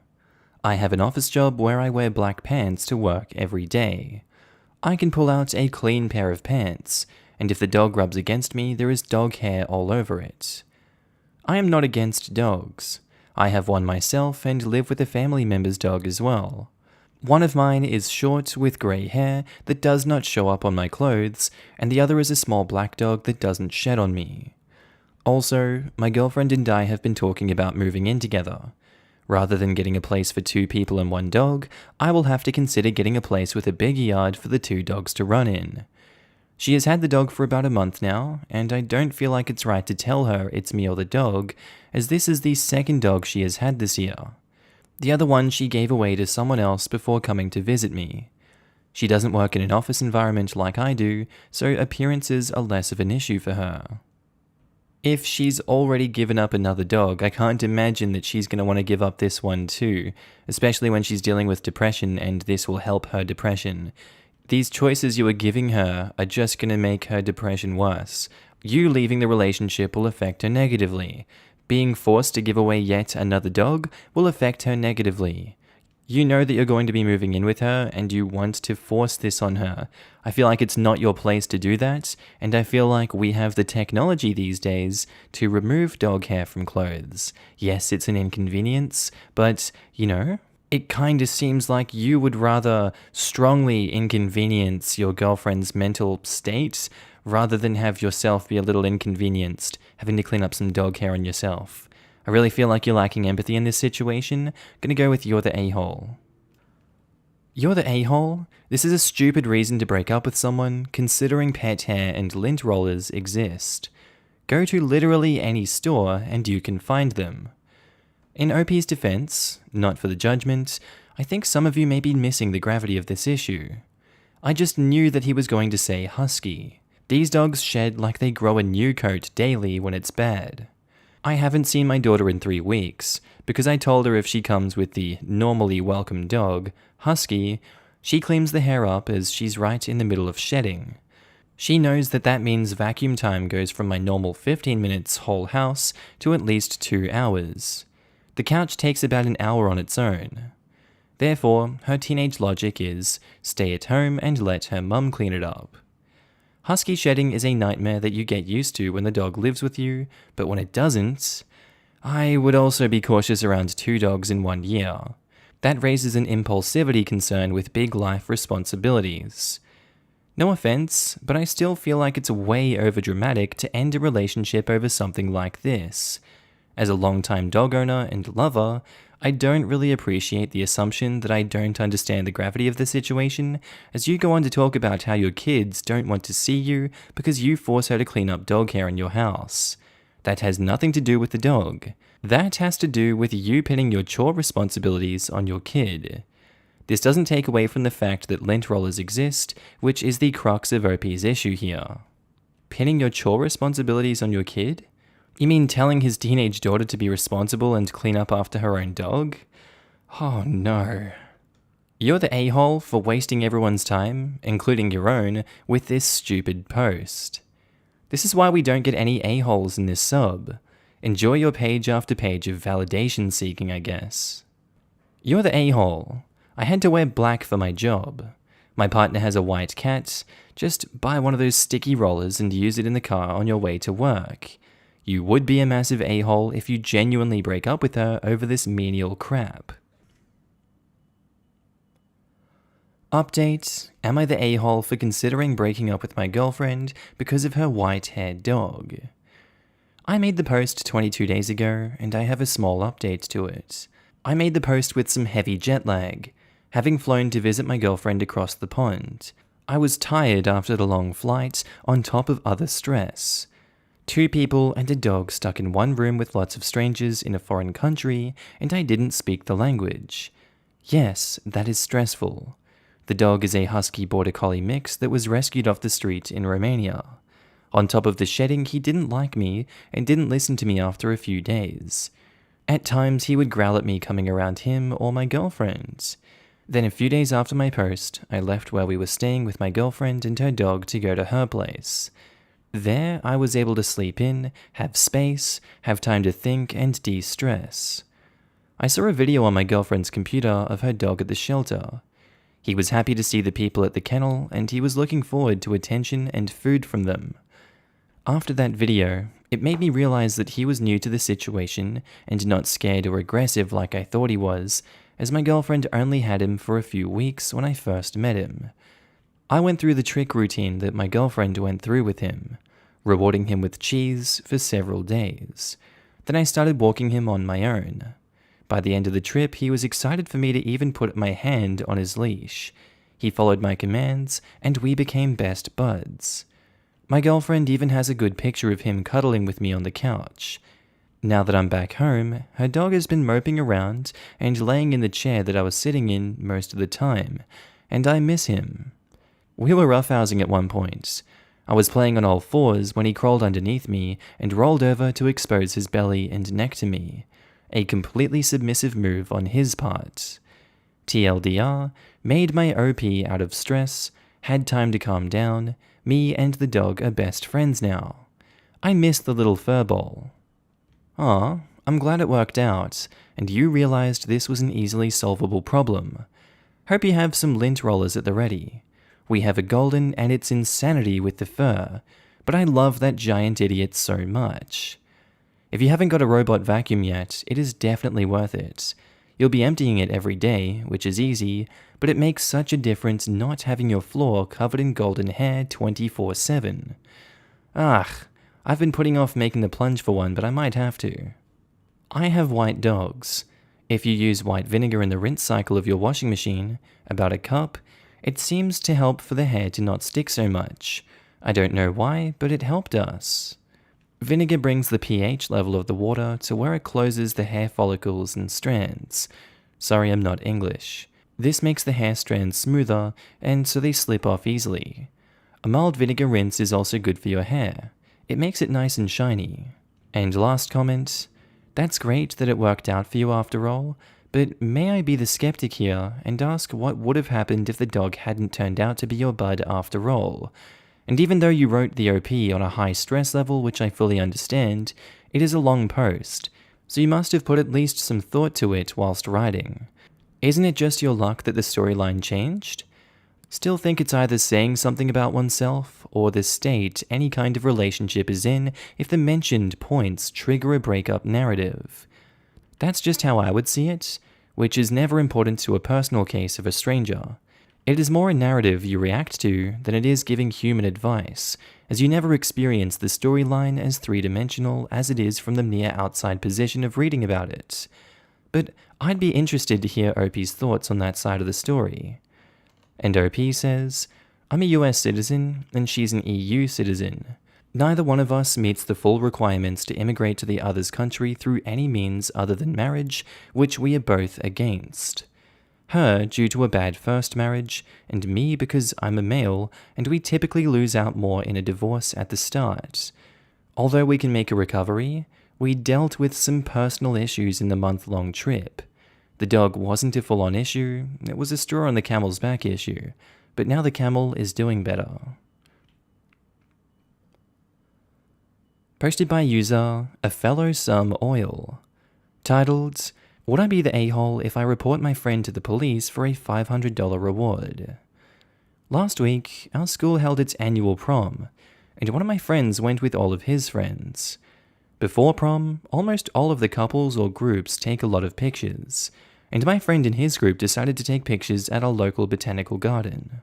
After taking pictures, he and his friends destroyed a fence of bamboo and pulled out a Japanese maple and arranged the bamboo in a pentagon.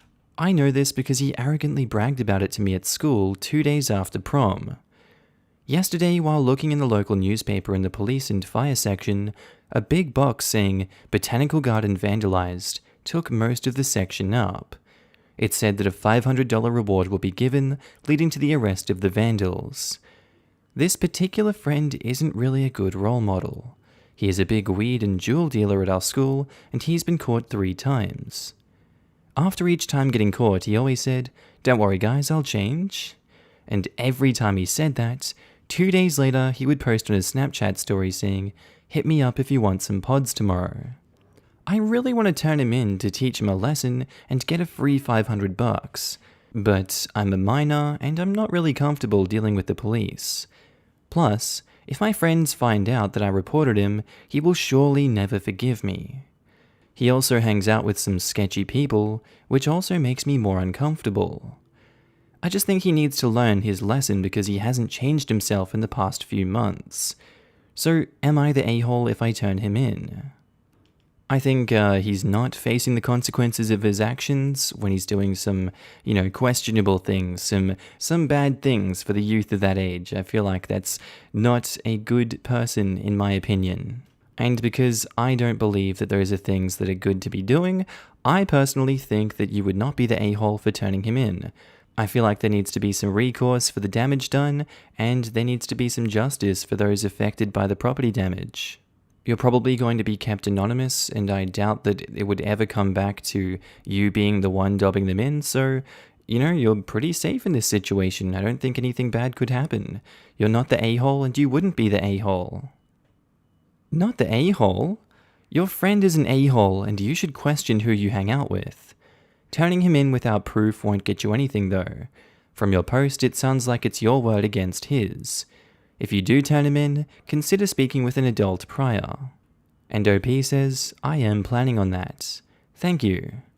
If the friend bragged about the vandalism, it may be possible to get him to confess over text messages. Not the a-hole? Dude, $500 in your pocket and you get to teach that kid a lesson?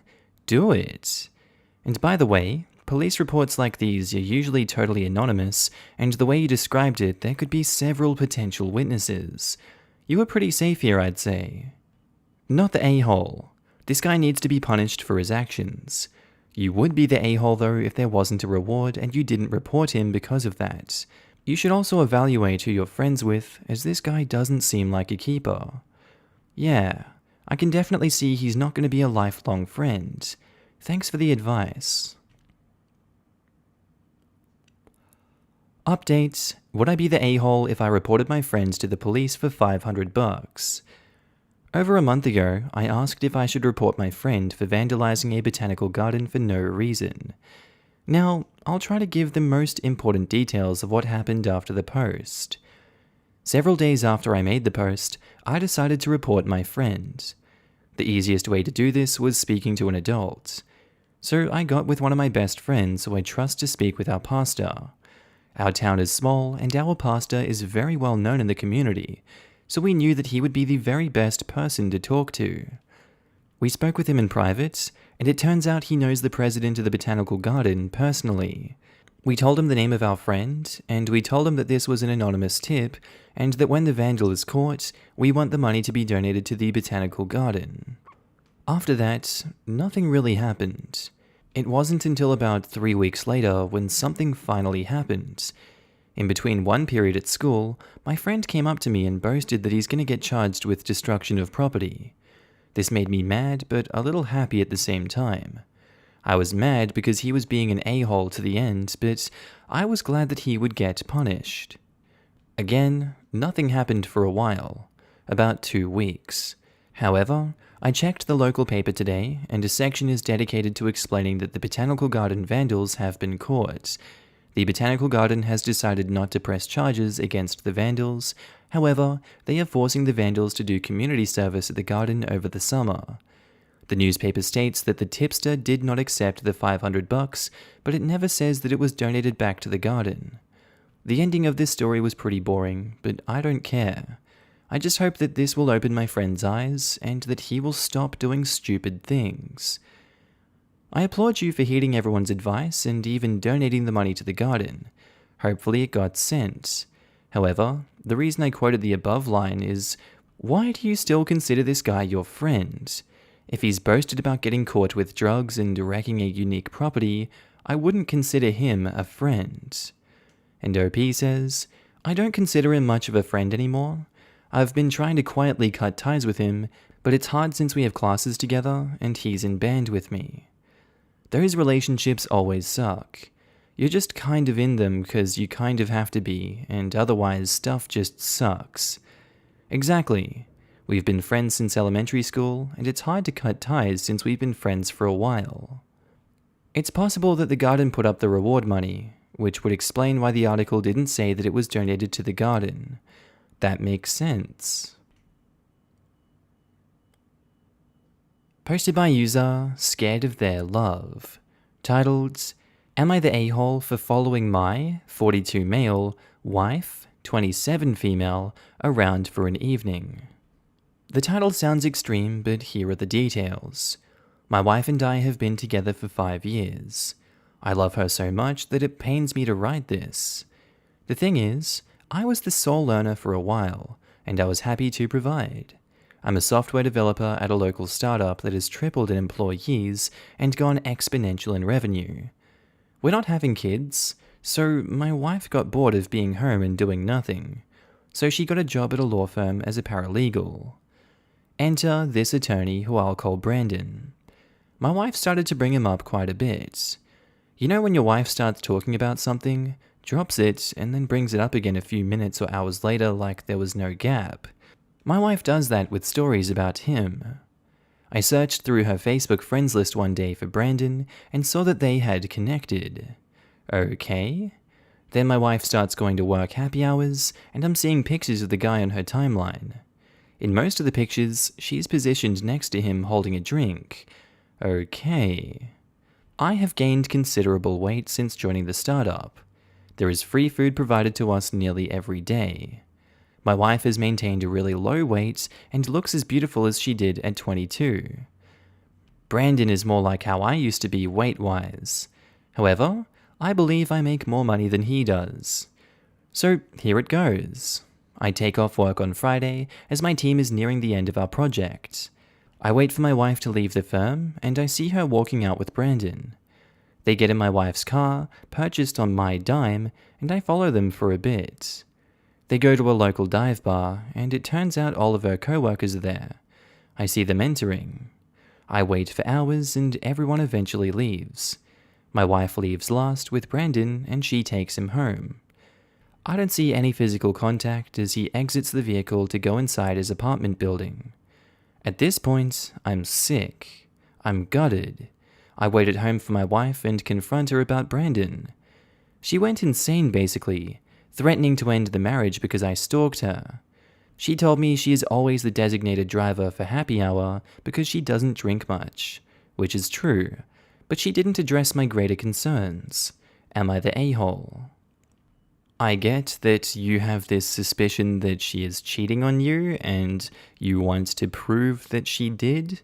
So you went out and did that, and she didn't know that you were following her, and you sat for hours outside of the happy hour bar to, confirm or deny whether she was cheating. I think she's allowed to have friends, and I think she's allowed to have people that she talks about a lot because we all need friends. and you went and saw that nothing happened, yet you still admitted to stalking her, and not just dropping it like a sane person would. Instead, you admit to stalking and you say, "Oh my god, I thought you're cheating on me, but I don't have any evidence, and I saw that you weren't cheating on me."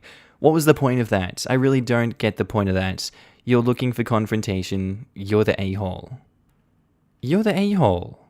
Is she not allowed to hang out with co-workers? You observed nothing but normal friendly stuff, and yet you confronted her? This marriage is doomed. Sorry, my dude. I stopped reading at, "I believe I make more money than he does." Ugh, gross.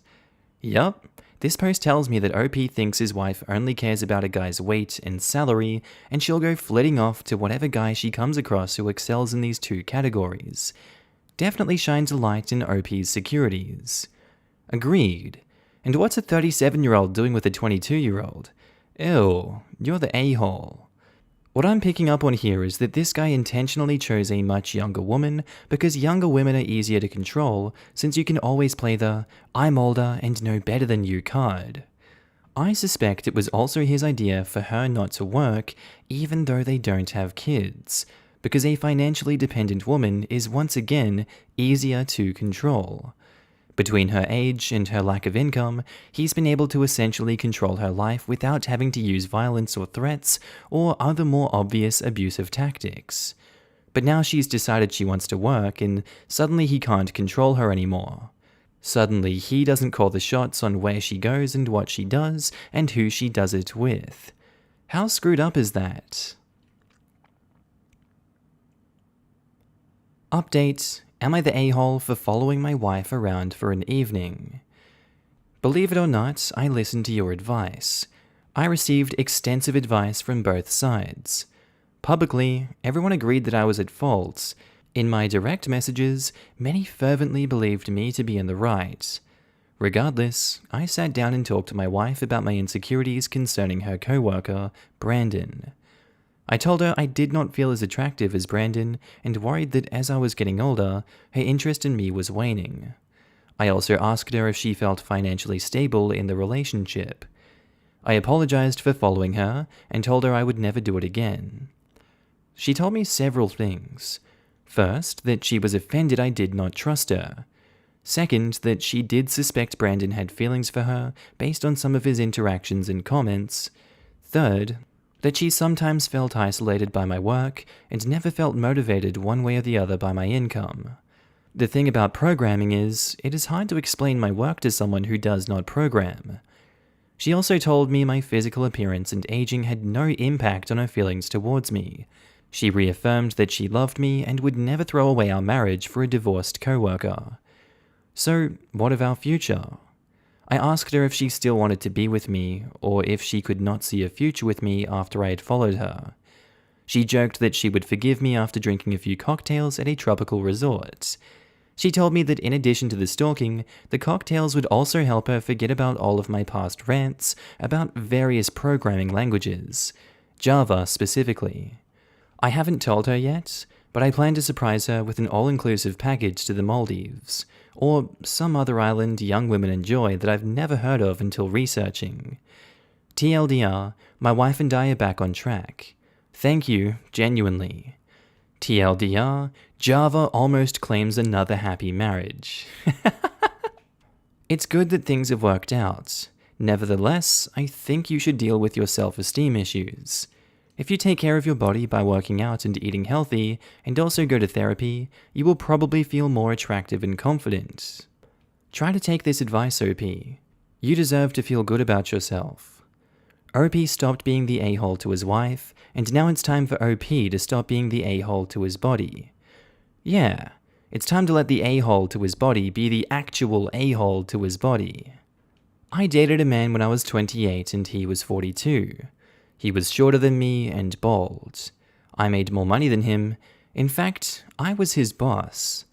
I loved him desperately, and we were pretty happy together.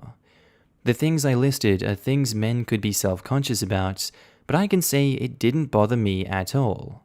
However, it was unattractive when he occasionally was insecure about younger and more attractive guys. If your wife loves you, she loves you. I'm glad to hear a positive update, And regarding your first post, you may not have handled it perfectly, and you were influenced by your insecurities. But it's not uncommon that workplace romances occur, so it's not crazy that you were worried about your wife and Brandon. I don't understand these insecure guys who go for women a decade or two younger than themselves. It sounds exhausting for everyone involved. I too have a boyfriend who's shorter, bald, and sometimes makes less money than me. Same age though. It's not like he has zero insecurities, but the fact that he doesn't give a crap about his height and started shaving his head before letting it recede into a full-on Wallace Shawn situation is not only attractive, it keeps us sane as well. It's not just men going for younger women. I, 29 male, dated a woman in her mid-40s for a while. I was very much in love with her and wildly attracted to her, but she did get insecure and would make comments about how I'd find a new young girlfriend and dump her. That insecurity was what killed the relationship. If you're insecure about anything going into a relationship, there's a really good chance it's going to be your downfall. Posted by user FineWhateverBot, titled, "Would I be the a-hole if I told my dying friend's brother that I want more information, plus to see my friend in the hospital? My good friend was in a car crash. He may pull through, he may not. Everyone will know more in a couple of days. His brother and other family members are at his bedside. They are guarding visitation and information kind of closely. I visited my friend once, and have inquired almost daily about seeing him since then. I keep getting really nebulous responses. I know how hard it must be for them, and that's why I haven't said anything, but I am so frustrated because I feel like, if he's gonna die, I want to see him now. I keep having to text the brother for info, and feeling like a pushy jerk every time I do. I want to say also that my friend and I are pretty close, and I don't think his brother is keeping me out because he thinks negatively of me, or any drama like that. I think it's more that the brother is being very tight with the information because that's how he deals with things. But it's hurting me. This is my good pal whom I've known for almost 20 years. I want to see him and not be shut out of this. Would I be the a-hole if I said as much to the brother? Diplomatically, or should I just back off? I feel like the family is closer to the dying brother, and if you continue to push, you would come off as an a-hole in that situation because everyone grieves differently, and maybe they just want alone time, and maybe the brother doesn't want to see you. We don't have all the answers for these questions, but you've seen the response you've gotten by being pushy, and if you continue to be pushy, you would be the a-hole because they've told you to back down. So yes, you would be the a-hole. Edit to add, I'm going to call the brother tomorrow and apologize for being pushy. He, the brother, is a good guy, and I'll just let him know that I'm here for them. Hopefully I can see my friend soon. Edit 2, I'm not going to call his brother. I'll just try to wait it out and to be helpful when the family needs me. Thanks for the support on this post, I really appreciate it. You would be the a-hole, and you're the a-hole for even thinking you're entitled to see someone who may be dying right now. Yes, back off and let the family be present without having to be distracted by your texts and requests. Don't be that guy. I understand this is someone you care for and that grief and loss are disorienting, but this is not your place.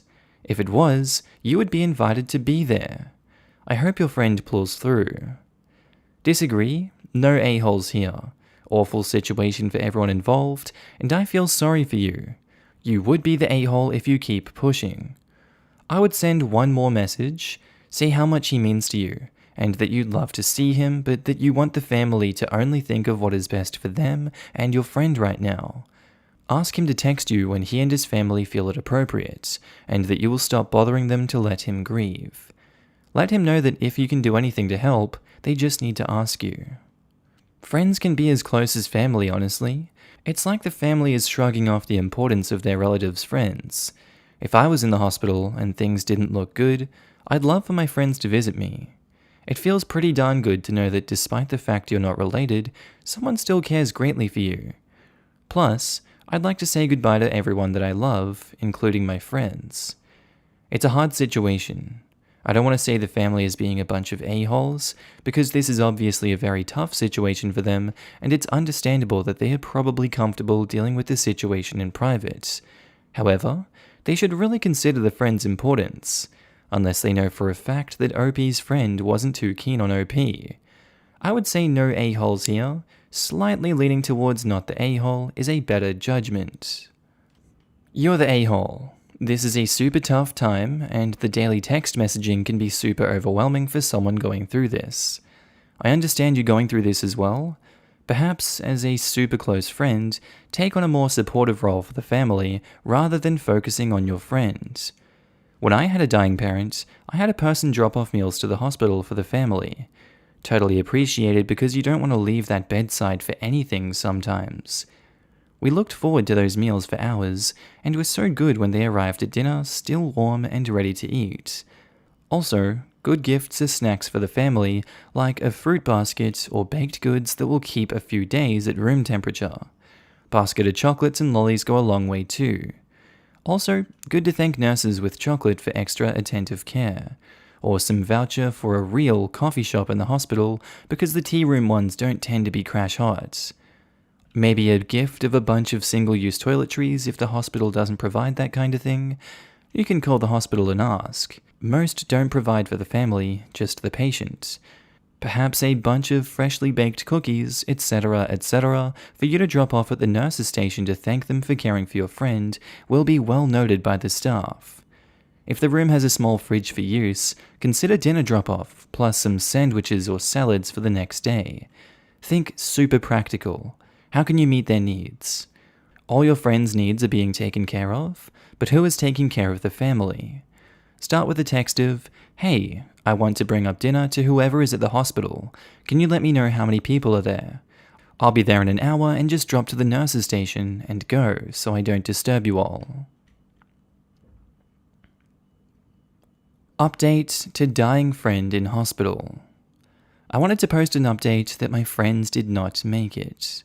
I was wrong to think his family was doing anything deliberate. They were just really, really hurting. I got a chance to say my goodbyes.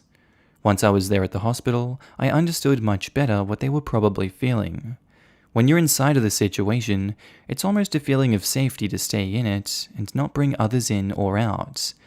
I want to thank people for your support.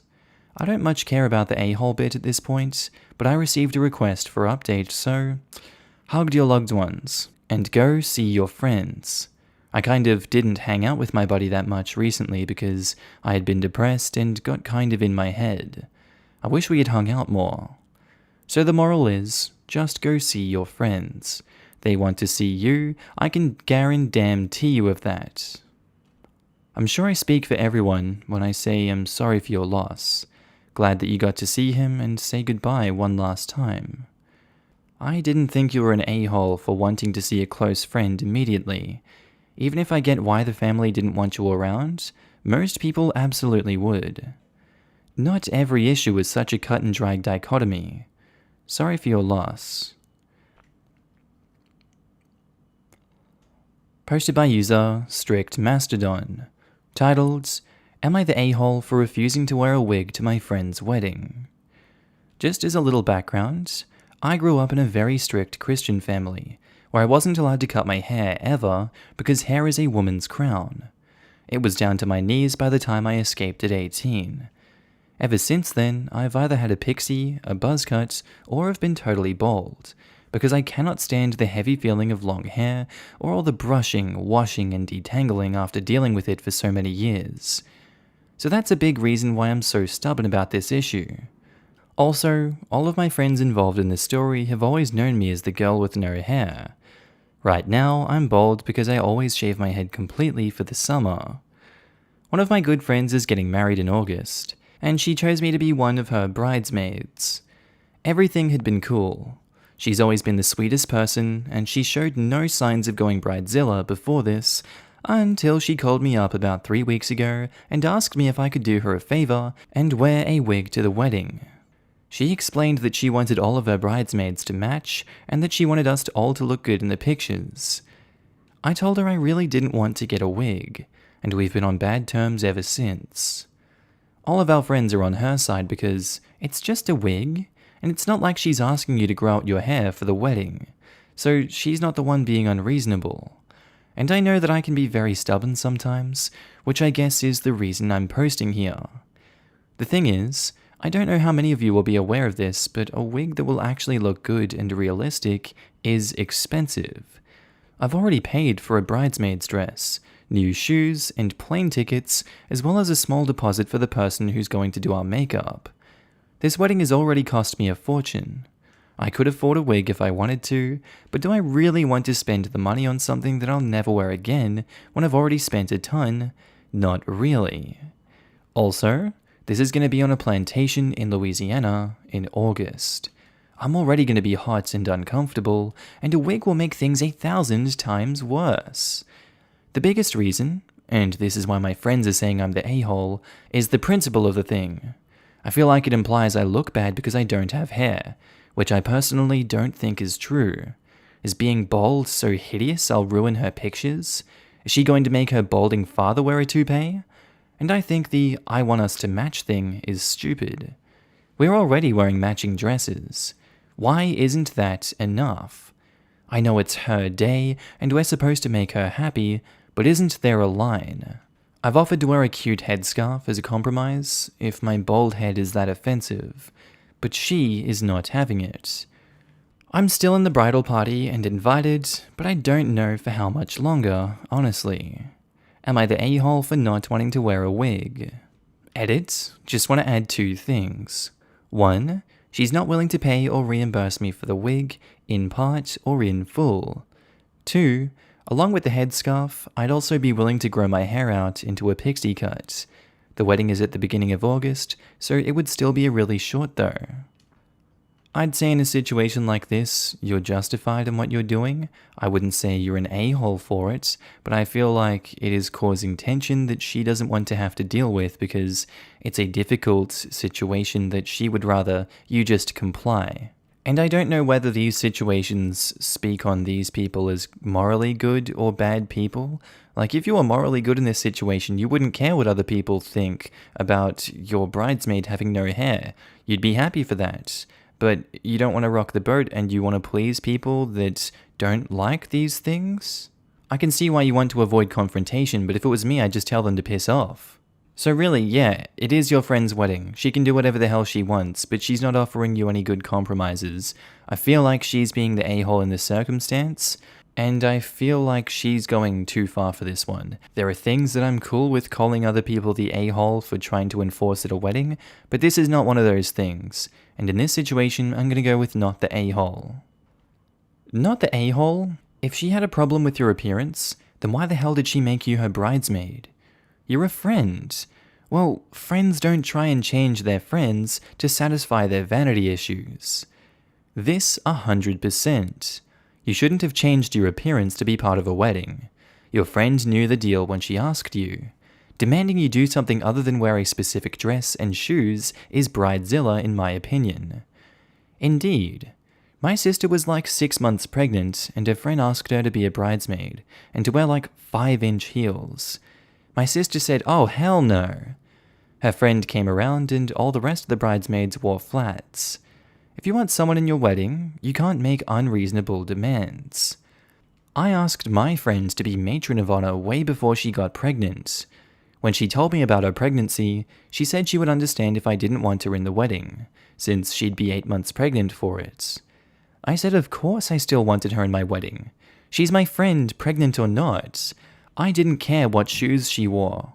I told her to wear whatever made her comfortable, and if she had decided to shave her head, she'd still have been my matron of honor. OP is not the a-hole, her friend is. Exactly. I let my bridesmaids buy whatever shoes they wanted, as long as they were comfy, preferably flats, as it was an outdoor wedding and I didn't want any twisted ankles, and went with their dresses. I also didn't tell them what to do with their hair, as long as it looked nice and they were comfortable. Not the a-hole. She asked you knowing that you were bald in the summer. This isn't a big change you made right before the wedding, which is your choice, but tends to stress brides out so it's more understandable. I'd step out of the wedding, as this will only get worse if she's that concerned about some pictures. Right? I'd be way more understanding if I'd literally just shaved my head, but none of these people have ever known me with hair. Why don't you go the petty route and buy the cheapest wig you can find? Then she can choose between the plastic monstrosity or you in a cute headscarf. Not the a-hole. The bride wanting you to wear a wig to look good in photos is ridiculous and insulting. Describing her as a bridezilla sounds about right. The thing is, she hasn't been a bridezilla at all before this, and I didn't even think she would have been capable of it, considering her personality. Asking something like this of me is very unlike her. Sometimes people you've known for a while will surprise you with hidden depths. Unfortunately, hidden shallows are a lot more common. Update: am I the a-hole for refusing to wear a wig to my friend's wedding? So first of all, thank you so much for your replies and advice. I'm writing an update post because things ended up working out well, and because I want people to see my friend isn't actually a horrible person like people were saying she was. I texted her, asking if we could work things out over a phone call. We don't live in the same state, so our relationship is over phone and text. It turns out a lot of you were right, and my friend was being pressured to ask me to wear a wig. Her future mother-in-law found out about my shaved head and pitched a fit. Like I said in a comment, my friend can be a pushover, and this woman is apparently a nightmare.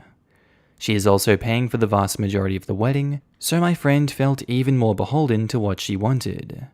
That's why she told me she couldn't pay for the wig. Mother-in-law refused to. Neither of them knew how expensive a good wig can be. My friend only found out when I told her over the phone. That's also why our dresses, shoes, and makeup weren't covered. It turns out my friend is mortified by what she sees as her mother-in-law, making her look cheap and greedy. But she didn't want to tell us that because she's already embarrassed to be relying on her mother-in-law's money. Apparently it's her fiancé's family insisting on a huge extravagant wedding. That's why her reasons didn't ring true to me as well. She didn't want to hurt my feelings by telling me that her mother-in-law was being so judgmental of me. So she basically blurted out the first thing that came into her head. She assured me she thinks that I look great with short hair, and apologized for making me think she thought I look bad. I know people will question how I can believe her, but I've been friends with her for nearly 10 years, and I give her the benefit of the doubt. We've been there for each other through a lot, and really care about one another. I'm still side-eyeing the plantation wedding, but I didn't tell her that because she seemed so stressed out by essentially being bullied by her fiancé's family. I didn't want to pile on. I do know for a fact that she only wanted that venue for the big oak trees all over the property, which are admittedly beautiful. I went to the plantation's website, and they do acknowledge slavery's evils, and even have a memorial to everyone who was enslaved there, so that makes me feel slightly better.